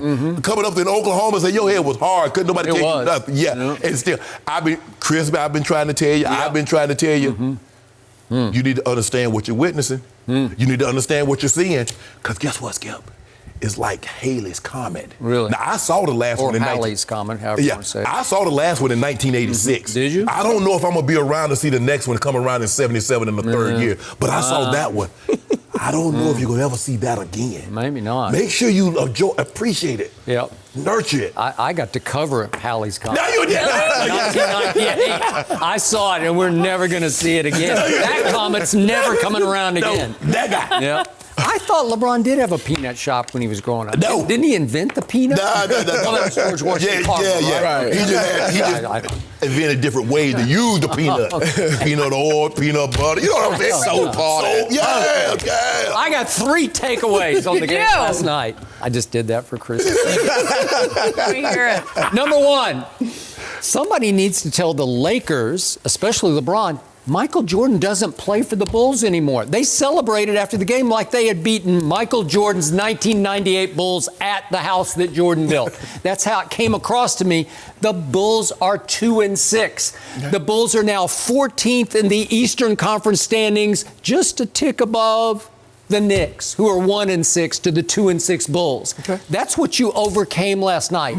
You should have some shame that game got completely out of hand early against that team in that building. I'm sorry, that's embarrassing to me. No, it's not. Stop it. And takeaway number 2, LeBron, washed. He's going back and forth with AD in the locker room. Washed, huh? Washed. No, I'm super washed. Well, I got to tell you, there were times in that game he did look super washed. And there was a time at the end of the third quarter when Frank Vogel said, I had to take LeBron out because he was, and I'm using Vogel's word, exhausted. Yes. So they were down 13 at that point, so he had just, burned all of his energy trying to get them to within 13? I don't know. I don't know if you noticed this, Skip Bayless, but what is he doing? He playing defense. No. You watching Chris Broussard? Yes, I give you that. Okay, then. I give you that. Okay. The best defense in the league, right? Okay. He got shamed so much through this offseason that he finally said, okay, watch this. Now, can he sustain this? I don't know.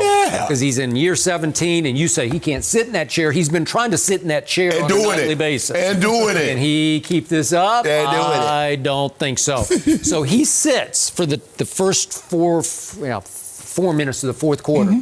And what happens? The bench that had failed him in the second quarter saved him in the fourth quarter. And it took off. And Kyle Kuzma turned back into Kyle Kuzma. That was the key to it because Kyle Kuzma is the deadliest shooter on this roster. When he gets going, he is unstoppable. Because what is he, 6'9"? I mean, he's got that jumper where when it starts going at 6'9", remember, he's as tall as LeBron, right? And he shoots a pure jump shot. And when it gets hot, it gets just crazy hot. And it started, he had missed 12 of his first 13 threes this year after coming back from injury. What happened, Skip? He put the ball on the floor. He got a couple of layups. Right. He saw the ball go in the basket. And then he started hitting a three. And I loved it that LeBron said after the game of Quinn Cook, he's as good a catch and shoot three-point shooter as there is in this league. True. Quinn Cook can be deadly. He was deadly. He was very quietly valuable for the Golden State Warriors last year. No doubt. And that was a sweet pickup by Rob Pelinka, as were a bunch of these guys. I think Rob is exec of the year. Rob is exec of the year. You want to talk about rallying under duress when Kawhi left you high and dry? Yeah. Well, I mean, he signed with us. He'd only played like 5 or 6 games anyway. So, I mean. Okay, so you're done with him. You switched. So LeBron James sat and watched a 13-point deficit turn into a 1-point lead before he came back in the game. He got saved by his bench, which leads me to his triple-double. Again, I'd be impressed if not for that little guy in Oklahoma City over the last 3 years. The last 3 years, he averaged triple-doubles. He's only 6 feet 3 inches tall. He averaged 10-plus rebounds a game, which is what LeBron should have been averaging his whole career, but he does not. No. Okay, that's just me. Wait, hold on. Okay, 6'9" versus 6'3"? If you don't mind me asking, did Michael Jordan ever average a triple-double? No, but it's like I said with Kawhi, different types of players. I'll give you this, Skip. I think LeBron is playing great, and he and Kawhi are right there for playing the best in the world right now.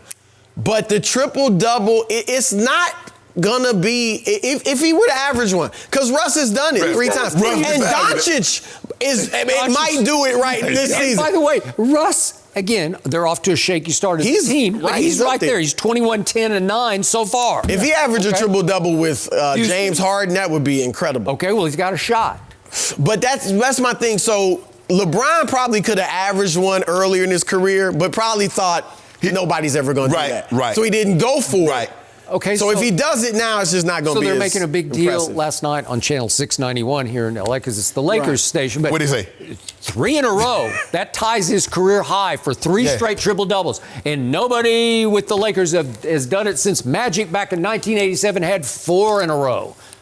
Okay, but Russ averaged for a whole year 3 times in a row. Well, Not just 1 year. I mean, if LeBron shot as many times as Russ did with his percentage, LeBron would average what? You thinking 35?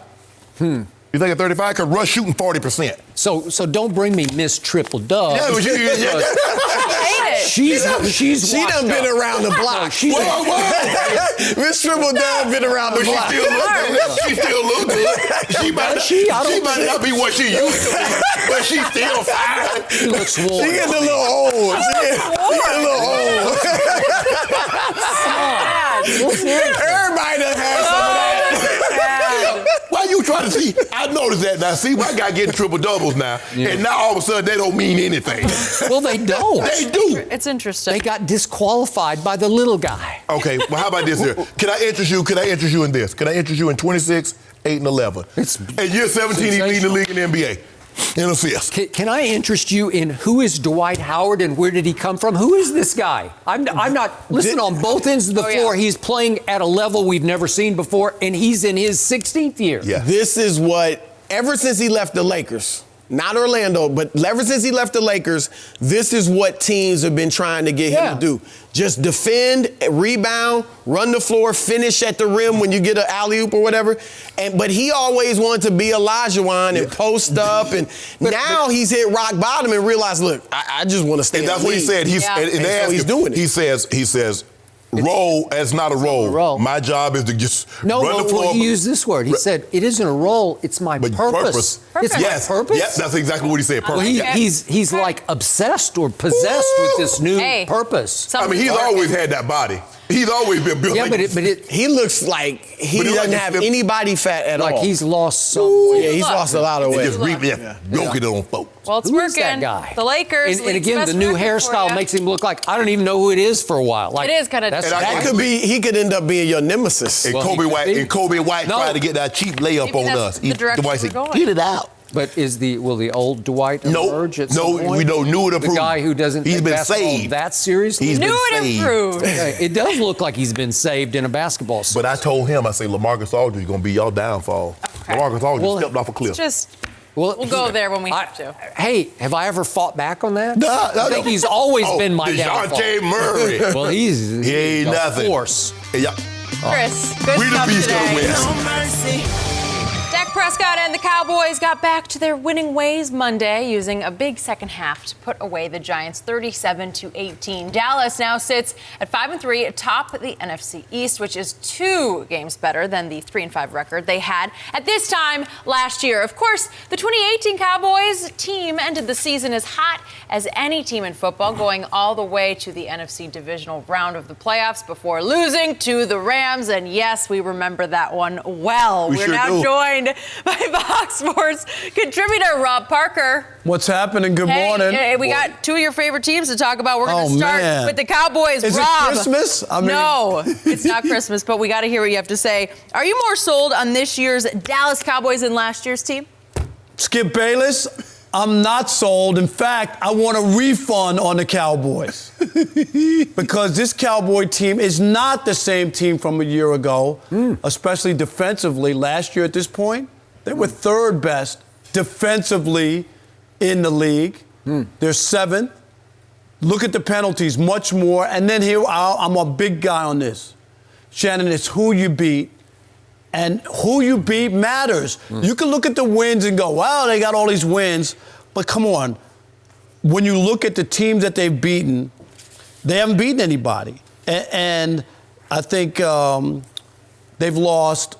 And then they also, with the bad team that they faced and beaten, they've also lost to the Jets. And when they played the 2 best teams, the Packers and the Saints that they faced all year, what happened? You just dismissed his Eagles, right? What? Yeah.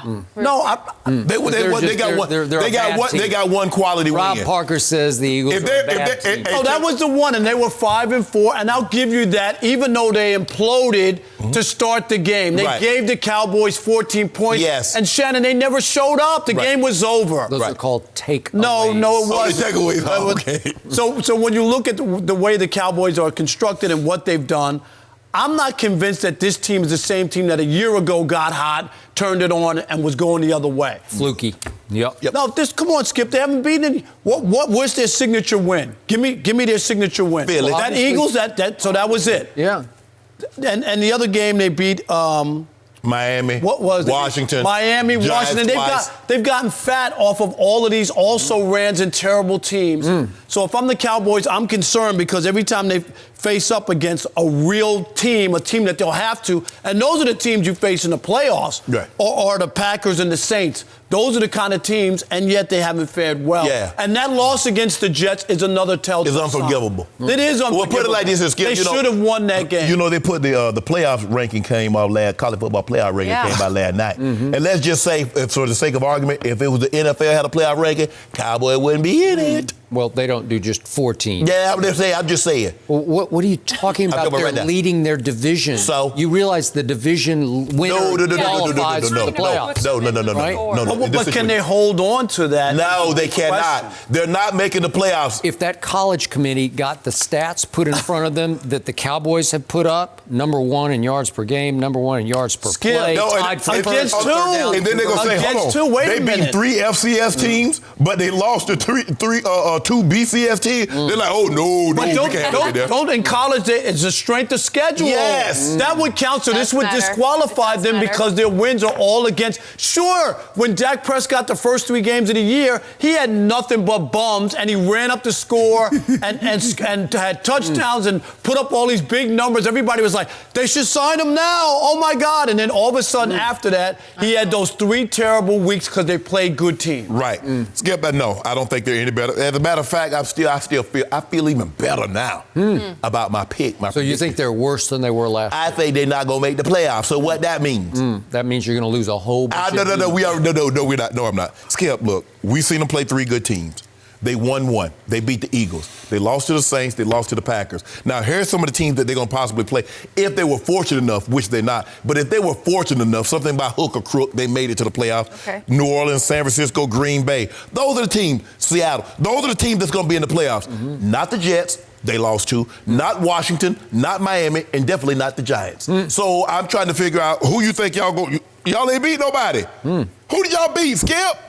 I can make, let's see, Miami or Washington, give me 3 weeks of training, I think I can make the team. I can be the 53rd man on the roster. But at 51. 3 weeks? 3 weeks. The combined record Shannon. of the teams that they beat, 9-26. I mean, that's as bad as it gets. Only the Patriots have feasted more and gotten fatter. It's good. Tell me when it's my Hey, your It's turn. your turn. Thank you very much.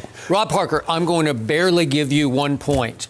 I do not completely trust my defense because when I least expect it, my defense fails to show up for kickoff. It'll sort of kick back in the second half as my quarterback rallies them back furiously. But my defense inexplicably just doesn't show up. It really didn't show up at the Jets and against Green Bay where you're saying, what are you doing? Because Sam Darnold, I said before the draft, I don't like him. I wasn't sold before the draft. Others across from me, they liked him. A whole lot of people like Sam Darnold. I never liked him did. as a person a So lot. that was as shameful a loss as any team has suffered in the whole league this year was Cowboys at Jets. But my quarterback, who is the leader of the team, who is a gamer and a baller and a big game, big play playmaker, he rallied them back in the Jets game and came within a 2-point conversion on what should have been called pass interference on Jason that Witten. ball was Stop it. uncatchable too, wasn't it? No, it hit him right in the hand. No, it hit him didn't. right It went there. down at his feet. Yeah, throw it behind him. What's his name? The safety for them, the kid Marcus May. Yeah. He's all over him. He tackled him before the ball got there, knowing that on the last play of the game, they're just going to say, let him play. Oh, they're going to let him play? Really? And it's the 2-point conversion that would have sent it to overtime because he got them all the way back in that game. He got them back in the Aaron Rodgers game. They're down 31-3, and if the kicker makes a chip shot field goal, they're going to get an onside kick at 34-27. Pretty impressive. Are you sure they want to get you onside? Well, no, because okay. it's virtually impossible. But at least you got him back to 34-27, just as he did once upon a time his rookie year against Aaron Rodgers in a playoff game in which they fell behind 21-3. The defense didn't show up. Well, where's your Guess offense? Guess what the score got to? 31-all because of my quarterback. But Skip, if you keep saying the defense, but I just want to know, in the first 3 quarters, where was your offense against the Pack? The first 3 quarters against the Jets, where was your offense? They could have matched and then the score.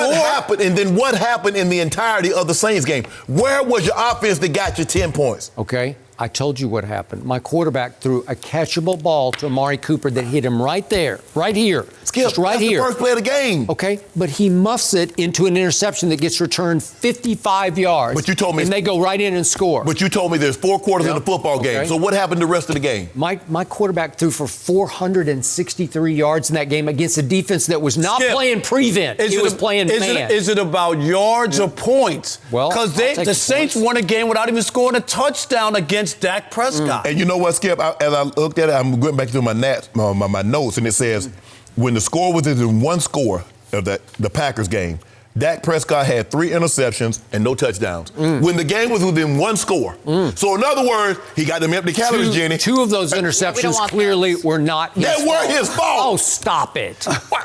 How can you? That's just bad luck when you're one of the best, a top 5 receiver has a ball right here and muffs it into an interception. Top 5. But anyway, hold on. The other one, Kevin King just tackled Gallup. Well, he did. You know it. Well, you even agreed that next day. No, yeah, that's Yo got tackled Evan Ingram on Monday night. He did not. He went right. Woozy went right over his back. No, he went through it. He didn't go through. He went over him. He did.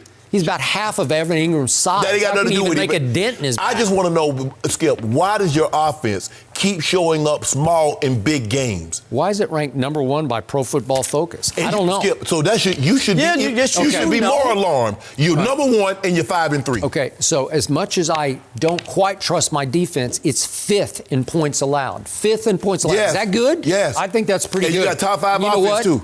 I saw my defense rise and shine. Another game in that same MetLife or Met Death Stadium, whatever you want to call it. It's called Met Death. That black cat. That black cat ruined it. It was Black Cat Stadium. And at that point, Danny Dimes is driving to put them up 16-3 when the Black Cat makes his entrance. And then what happened? We happened. Ain't no we happened. Yeah, 34-9 happened the rest of the way. But my defense, listen to what they had the Giants had the ball. First and goal at the 8, first and 10 at the 12, first and 10 at the 13, first and 10 at the 11, and my defense held them to field goals every time. And they got Golden Tate, and they got Evan Ingram, and they got what you call the best running back in football, Saquon. Well, those are enough weapons that you should cash. But guess who rose and shone that night? Michael Bennett. I got another pass rusher, and he was wreaking havoc. And D-Law was just laying down the law. Oh, he came to play the first half. He came to play. For the first time all year, again, he came to play. He had some Philly. flashes a couple of times. Yeah, he did. But this was big time. And again, Robert Quinn can rush the passer.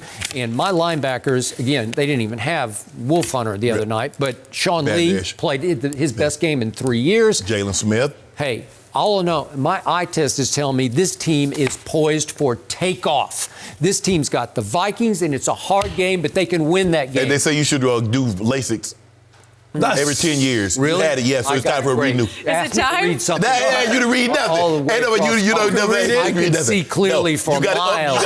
You got to update LASIK. I can see clearly. I can see clearly all the way to Detroit, because Detroit is next. You're Lions. Y'all catching the L. Yeah. And then it's all the way to.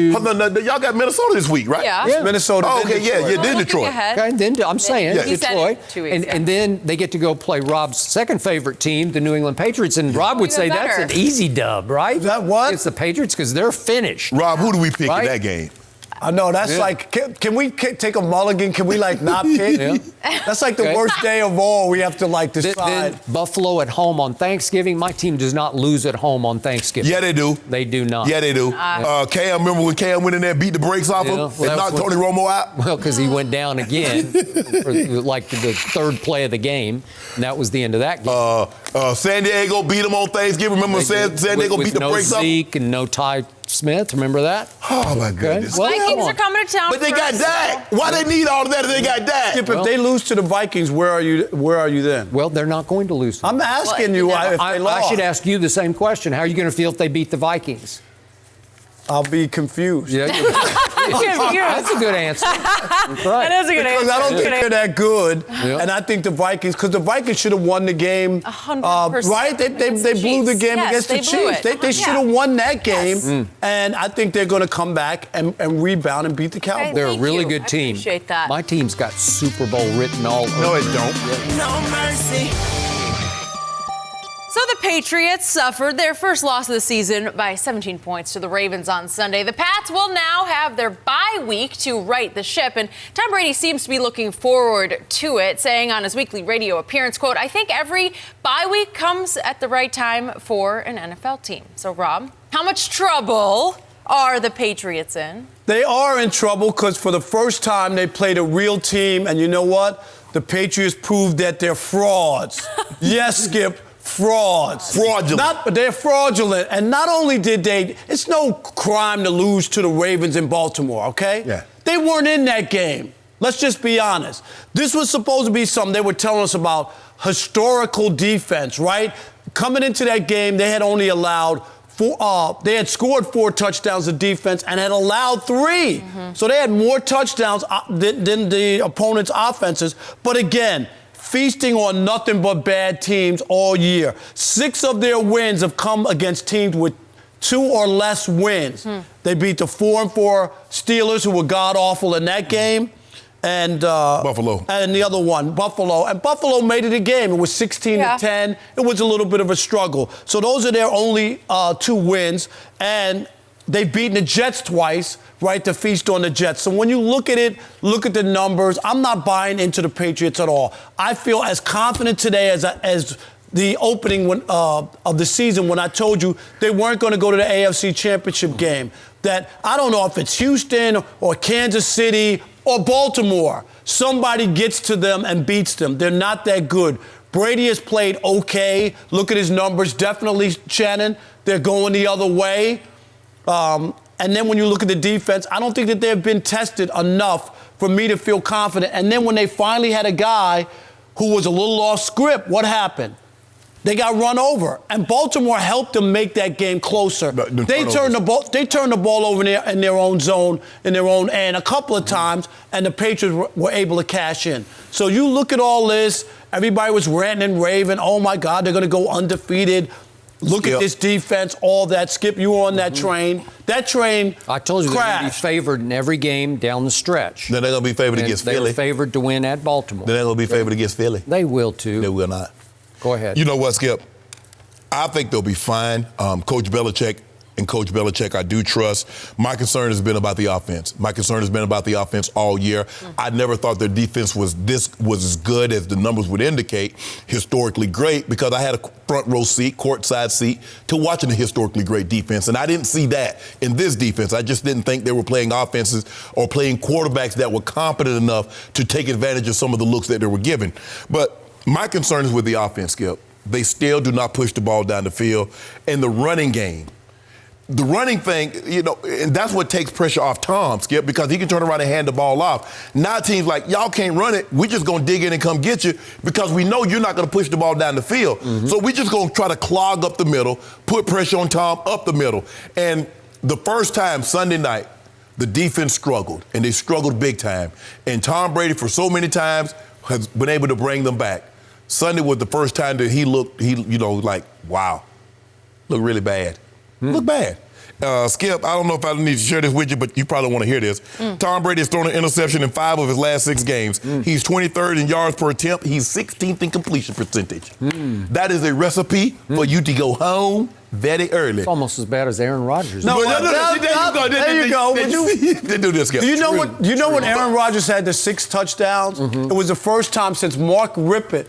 Yeah. In 1991, he had 6 touchdowns, 5 throwing and 1 rushing. You're talking about against the Raiders? Stop it, Skip. No, well, that was the week Pro Football Focus ranked the Raiders defense dead last in the NFL. And guess what? Last. And Pro Football Focus ranked the offenses that the Patriots defense was going against dead last. But that's neither here nor there.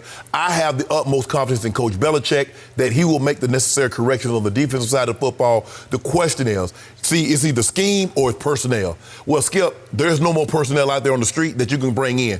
Everybody that's in there that can help the Patriots do what they need to get done is in that building. So now maybe there's some things schematically that you can do to help protect Tom Brady or maybe run the football a little better. But I have the utmost confidence in Coach Belichick, so I'm not going to panic just yet. Really? Nope. So you disagree with him about won't make it to the AFC Championship game? But I ain't listening to Rob. It was not the first time, not the last. I'm not listening to Rob. Point of order for Rob Parker. You said the Patriots were never in that game. It's 30-20 Baltimore, and Tom Brady completed 4 straight passes.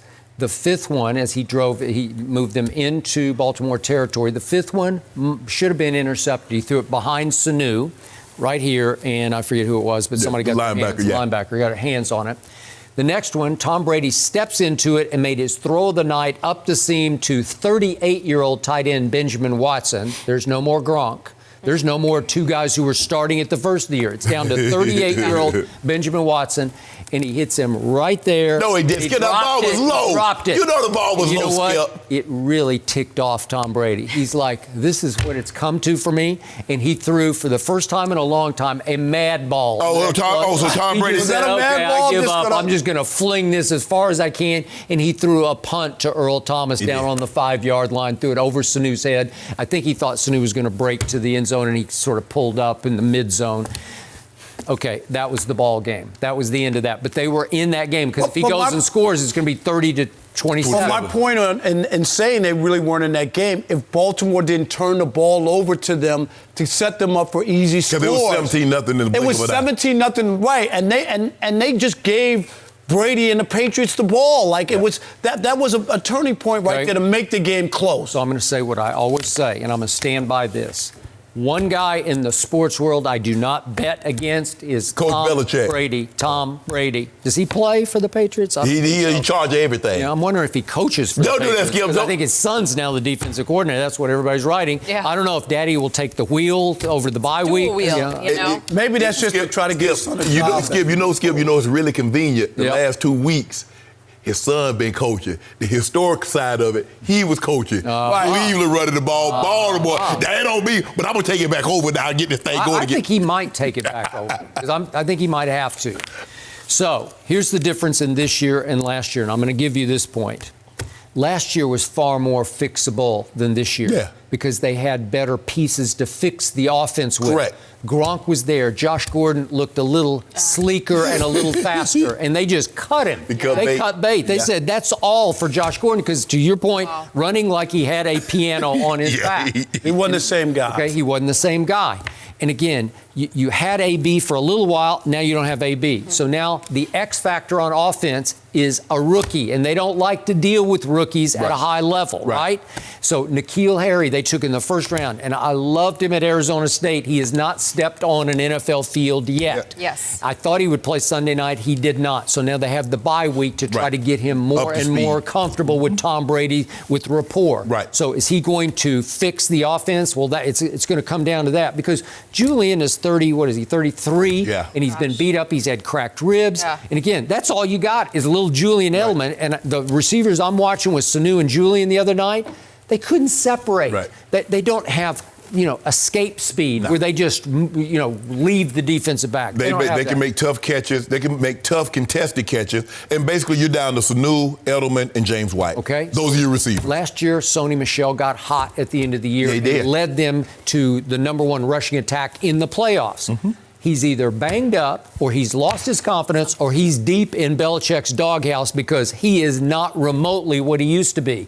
And their offensive line without the starting left tackle and the starting center, they're not what they used to be. And I'm not sure it's fixable with the spare parts and that Skip, they have. I'm not so sure that the line, the guys that are there, Cannon and Shaq Mason, I don't know if they're playing at the level they were playing I don't know. at It doesn't look like it. It doesn't either. Because they can't run, they can't protect. And Tom, obviously, especially at 22, he wasn't mobile. Right. So at 42, he is not mobile. Right. But you're seeing a difference in Brady. Can you admit that? A little bit, but not a lot. I've also seen him have some big games this year. For the first 3 games, Pro Football Focus ranked him number 1. I get it. Say they didn't play anybody. Well, but I think that does factor in. And that's the thing that you should be concerned about is just that they were feasting on so many bad teams, and then finally somebody comes and smacks you in the mouth, and the Patriots didn't respond. Okay. They got beat up. I do think the defense is more fixable than the overall offense. Oh, yeah. Because the defense has pieces. Yeah. When you bring back Jamie Collins and you had Chase Winovich, they got pieces everywhere. They will fix the run, stop the run. Yes. They will stop the run from here on. Yes. And I think they are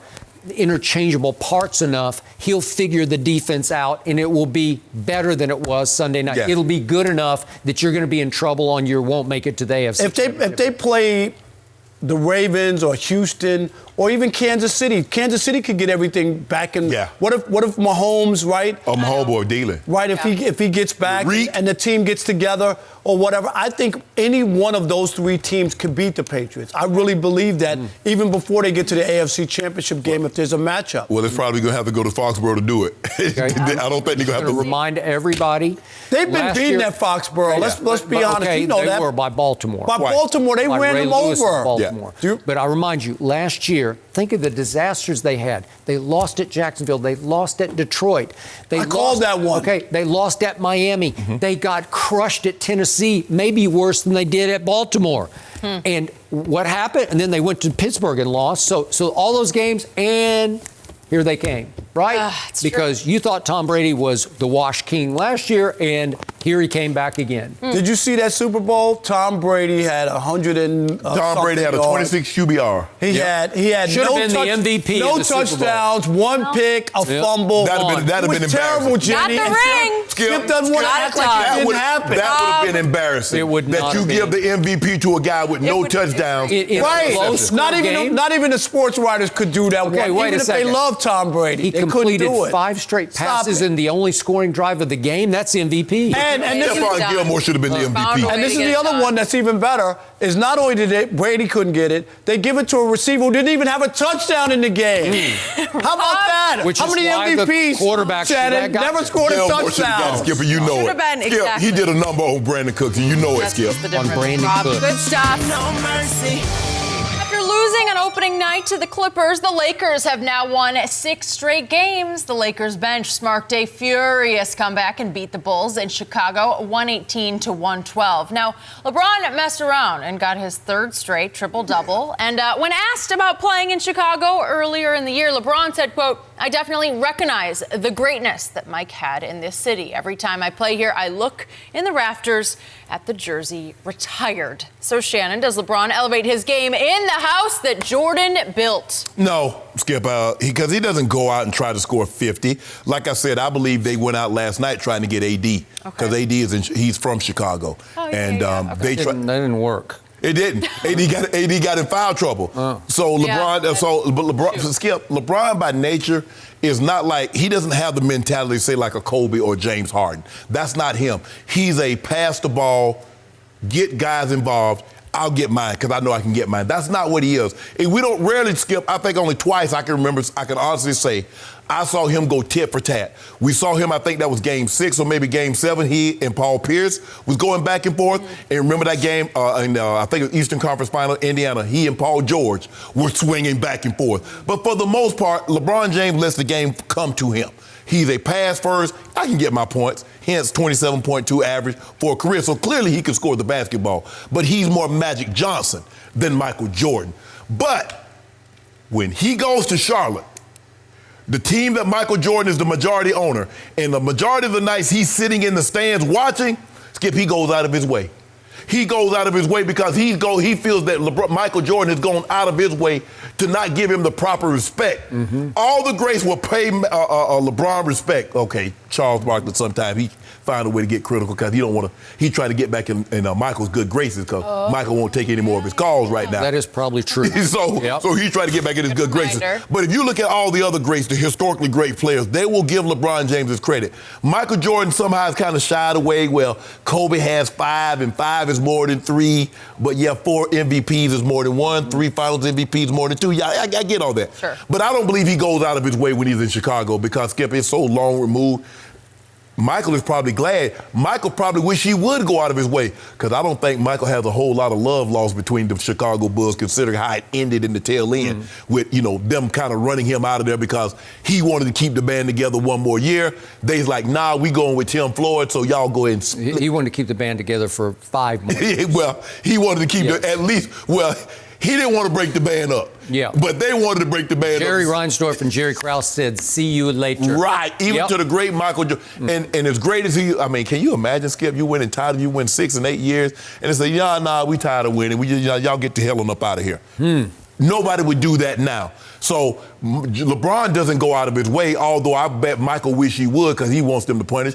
If they don't win, Skip, if the Bulls don't win 20 games in the next 5 years, Michael Jordan is not shedding a tear, considering how it ended for him. But LeBron doesn't go out of his way. But when he's in Charlotte, he goes out of his way to put pain on him. Wrong. Sorry. You're half right about Charlotte. I agree with you about Charlotte, but you're missing the boat about the house that Jordan built. Every time LeBron has gone to that house, he tries to out Michael Jordan. Because look at the numbers. LeBron has averaged in 30 games in the United Center, the house that Jordan built, 30 games, he's averaged 30 points a game. That's the most he's averaged in any road arena in the whole league. Even more than Madison Square Garden? Yep, 30 a game for 30 games. He always goes in there and tries to make a statement. The problem is, Michael no longer lives in that house that he built. He's gone. He moved away. Right. So LeBron's going in there battling the ghost of Jordan, and the ghost doesn't play. He just sits up in the rafters and observes. So you're playing against air. He's not there anymore, LeBron. But let me tell you why he doesn't. Because there's nothing, LeBron James could average 50. And there's not one Chicago fan that would ever think that LeBron James is better than Michael Jordan. This is why he does what he does in front of Mike. I want you to see this greatness. Even though you don't want to believe it, look at that. You looking at the Mount Rushmore. You looking at the face to the left. The first face to the left. You can be number 2, but I'm number 1. Shannon, anyone in the NBA world or the known world who isn't a blind witness knows that Michael will always be greater than LeBron. No, they won't. No, they don't. It's over, and That's it's you. over a long That's time. you. No, it's everybody but you. No, it's you. You are the leader of the blind witnesses No. because they are just blind. Whatever LeBron does is magic. I can't believe it. I mean, I want to say I'm surprised that he played like this, but I already know we went to Wakanda. It's probably necessary forever. just to. He did do that. That's maybe actually that's right. it. Do we need to quickly run through the numbers? Michael Jordan 6-0 in the finals with 6 MVPs. goodness. Michael Jordan 10 scoring titles to LeBron's 1. Michael Jordan 9 all-defensive teams to LeBron's 6. Michael Jordan won Defensive Player of the Year. LeBron, no way. He should have won it over. You know, Skip. Stop it. You know he should have won over Mark Gasol. You know that, Skip Bayless. I don't know that. You do. Michael Jordan led this league in steals 3 times. Not so much for LeBron. But Skip, 0. I'm sorry, Skip, I can go on Skip, and on. Skip. It's over. Normally, guards lead the league in steals. Allen Iverson led the league in steals. Jason Kidd. Normally, guards do that. Michael Jordan's 6'6". Come on, I don't even know. He's like beyond a guard. I don't know what he is. He's just the greatest player ever. But Skip, when you look at the numbers, there are 3 finals in which Michael averaged like 31, 6, and 5. And in 3 losses, LeBron averaged 34, 8, and 9. I mean, Skip, it just, look. Here's the bottom line to this. The reason it was over from the start, Michael Jeffrey Jordan is the greatest late-game assassin I have ever seen, and anybody who knows basketball has ever seen. LeBron is the shakiest closer of great players you've ever seen because he is the worst late-game free throw shooter in NBA history statistically. Well, we don't go to the free throw line. Okay. We drop them threes on you. You know what? We drop bows on you. You run from the free throw line. Why go to the free throw line? We gonna end it. I ain't got time to be getting on the run to the free throw line and you're like this. But what about when you shoot that 3? What about when you shoot that 3? Ask Indiana about that 3. Shoot 3. Ask Indiana about that 3. He finally hit one. Okay, what about Toronto? Took forever. Well, then why we got more buzzer beaters in the playoffs than Kobe and Jordan? Well, when it was time for Jordan to make one, he made one. When it was time for the signature end of career hold the pose shot in Utah, I was there in the front row. I've never seen like LeBron did on Friday night. He hit that Vogue on Doncic. He hit that Vogue pose. They were up 4 points already. Did that win the game? Stop it. I did like the vote. LeBron ran from the last 3-point shot at Dallas. No, he did too. No, we gonna do this. He signs off in the huddle on, we're going to let Danny Green shoot the last shot. We call him Skip. There's no greater feeling. Stop it. There's no greater feeling. It's over, to Shannon. Practice and rehearse something and to have it called in the game and it works, Jenny. No, it feels good. It's sad that you go into Michael's house and try to beat Michael when he's not there anymore. It ain't his house. He's got to do it. It's ghosts of Michael. No mercy. Tonight, the Clippers will host the Bucks, but fans anticipated a one-on-one matchup between reigning Finals MVP Kawhi and reigning League MVP Giannis, so they might be a bit disappointed. Kawhi will be out for load management, making it the second time this season he's sat through 8 games. Shannon? Do you have a problem? No, Jenny, you need to put emphasis on that. Shannon, do you have a problem with it? I got a big problem with that. It's the second time he's been out in 2 weeks of the NBA season. Don't make it seem like here we are 10 weeks into the NBA season. We're 2 weeks in and he's already load managing. I just want to know how long you got to work to get PTO? I mean, how you start a new job, you start a new job, and within the first 2 weeks, you're like, hey, I need some time off. I hear you. But your new employer really, really wanted you to join I understand that. That doesn't matter. Skip, look. Look, obviously, this was a built-in condition. And this is what Clipper fans and NBA fans and TV, television, Kawhi's not playing back-to-backs.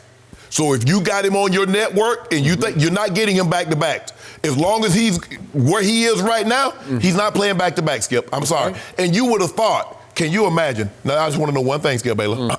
Let's just say for the sake of argument, we 1985, 86, 87, Magic coming to Chicago.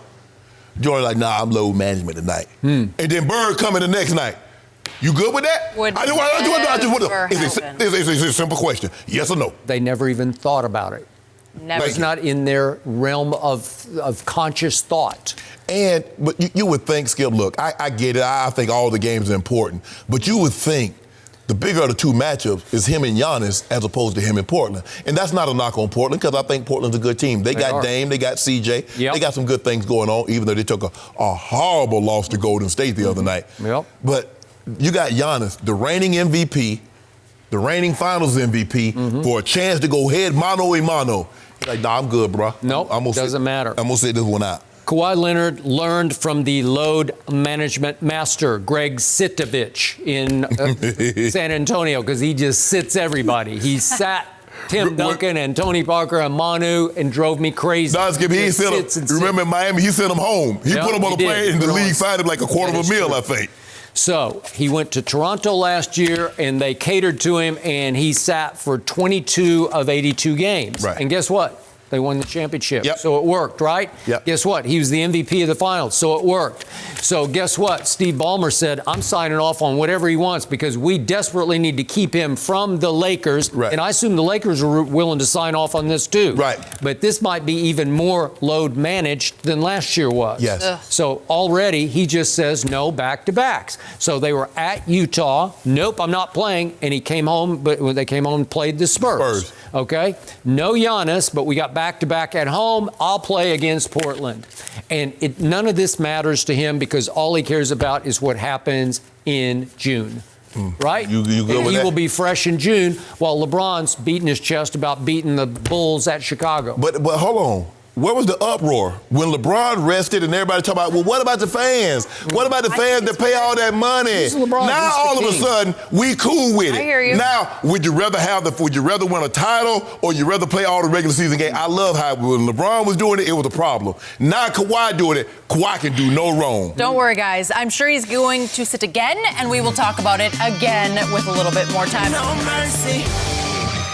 Michael Bennett was wreaking havoc on the Giants' backfield Monday night. He finished with 1 sack, 2 tackles for loss, and 4 quarterback hits. And after the game, Jerry Jones called him a, quote, great addition and said he doesn't use the word great very often. So, Shannon, what do you read into what Jerry said? Nothing. This is Jerry being Jerry, Skip Bayless. You know he uses the word great because he said Pollard was a great back. He said he was a he said he was a great back. We got 2 great backs now. But Skip, this is Jerry praising Jerry. You see the trade that I pulled off? Yo, I gotta be a good one. I gotta be a good one.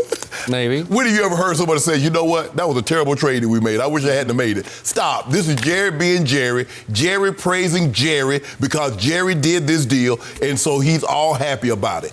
I disagree. I think Jerry was thanking Michael Bennett publicly for how hard he played and how much havoc he wreaked and for joining the team on the field for the national anthem because that was a big concession on Michael's part and Jerry knew it. Okay. So he's throwing him a little bouquet. Ain't no big concession. The man said that he wanted to go there. Michael Bennett's 34 years of age. He's about to be 34 in a week. He understands, Skip. People will tolerate a young guy. They don't tolerate old guys. Michael Bennett is well aware of that. Well, he played like he was 24. He played unbelievable. He did. No mercy. Thanks for listening to the Undisputed Podcast. I'm Jenny Taft. Join us again at the same time tomorrow morning, 9:30 Eastern. We'll see you then. Fox Sports. One of one.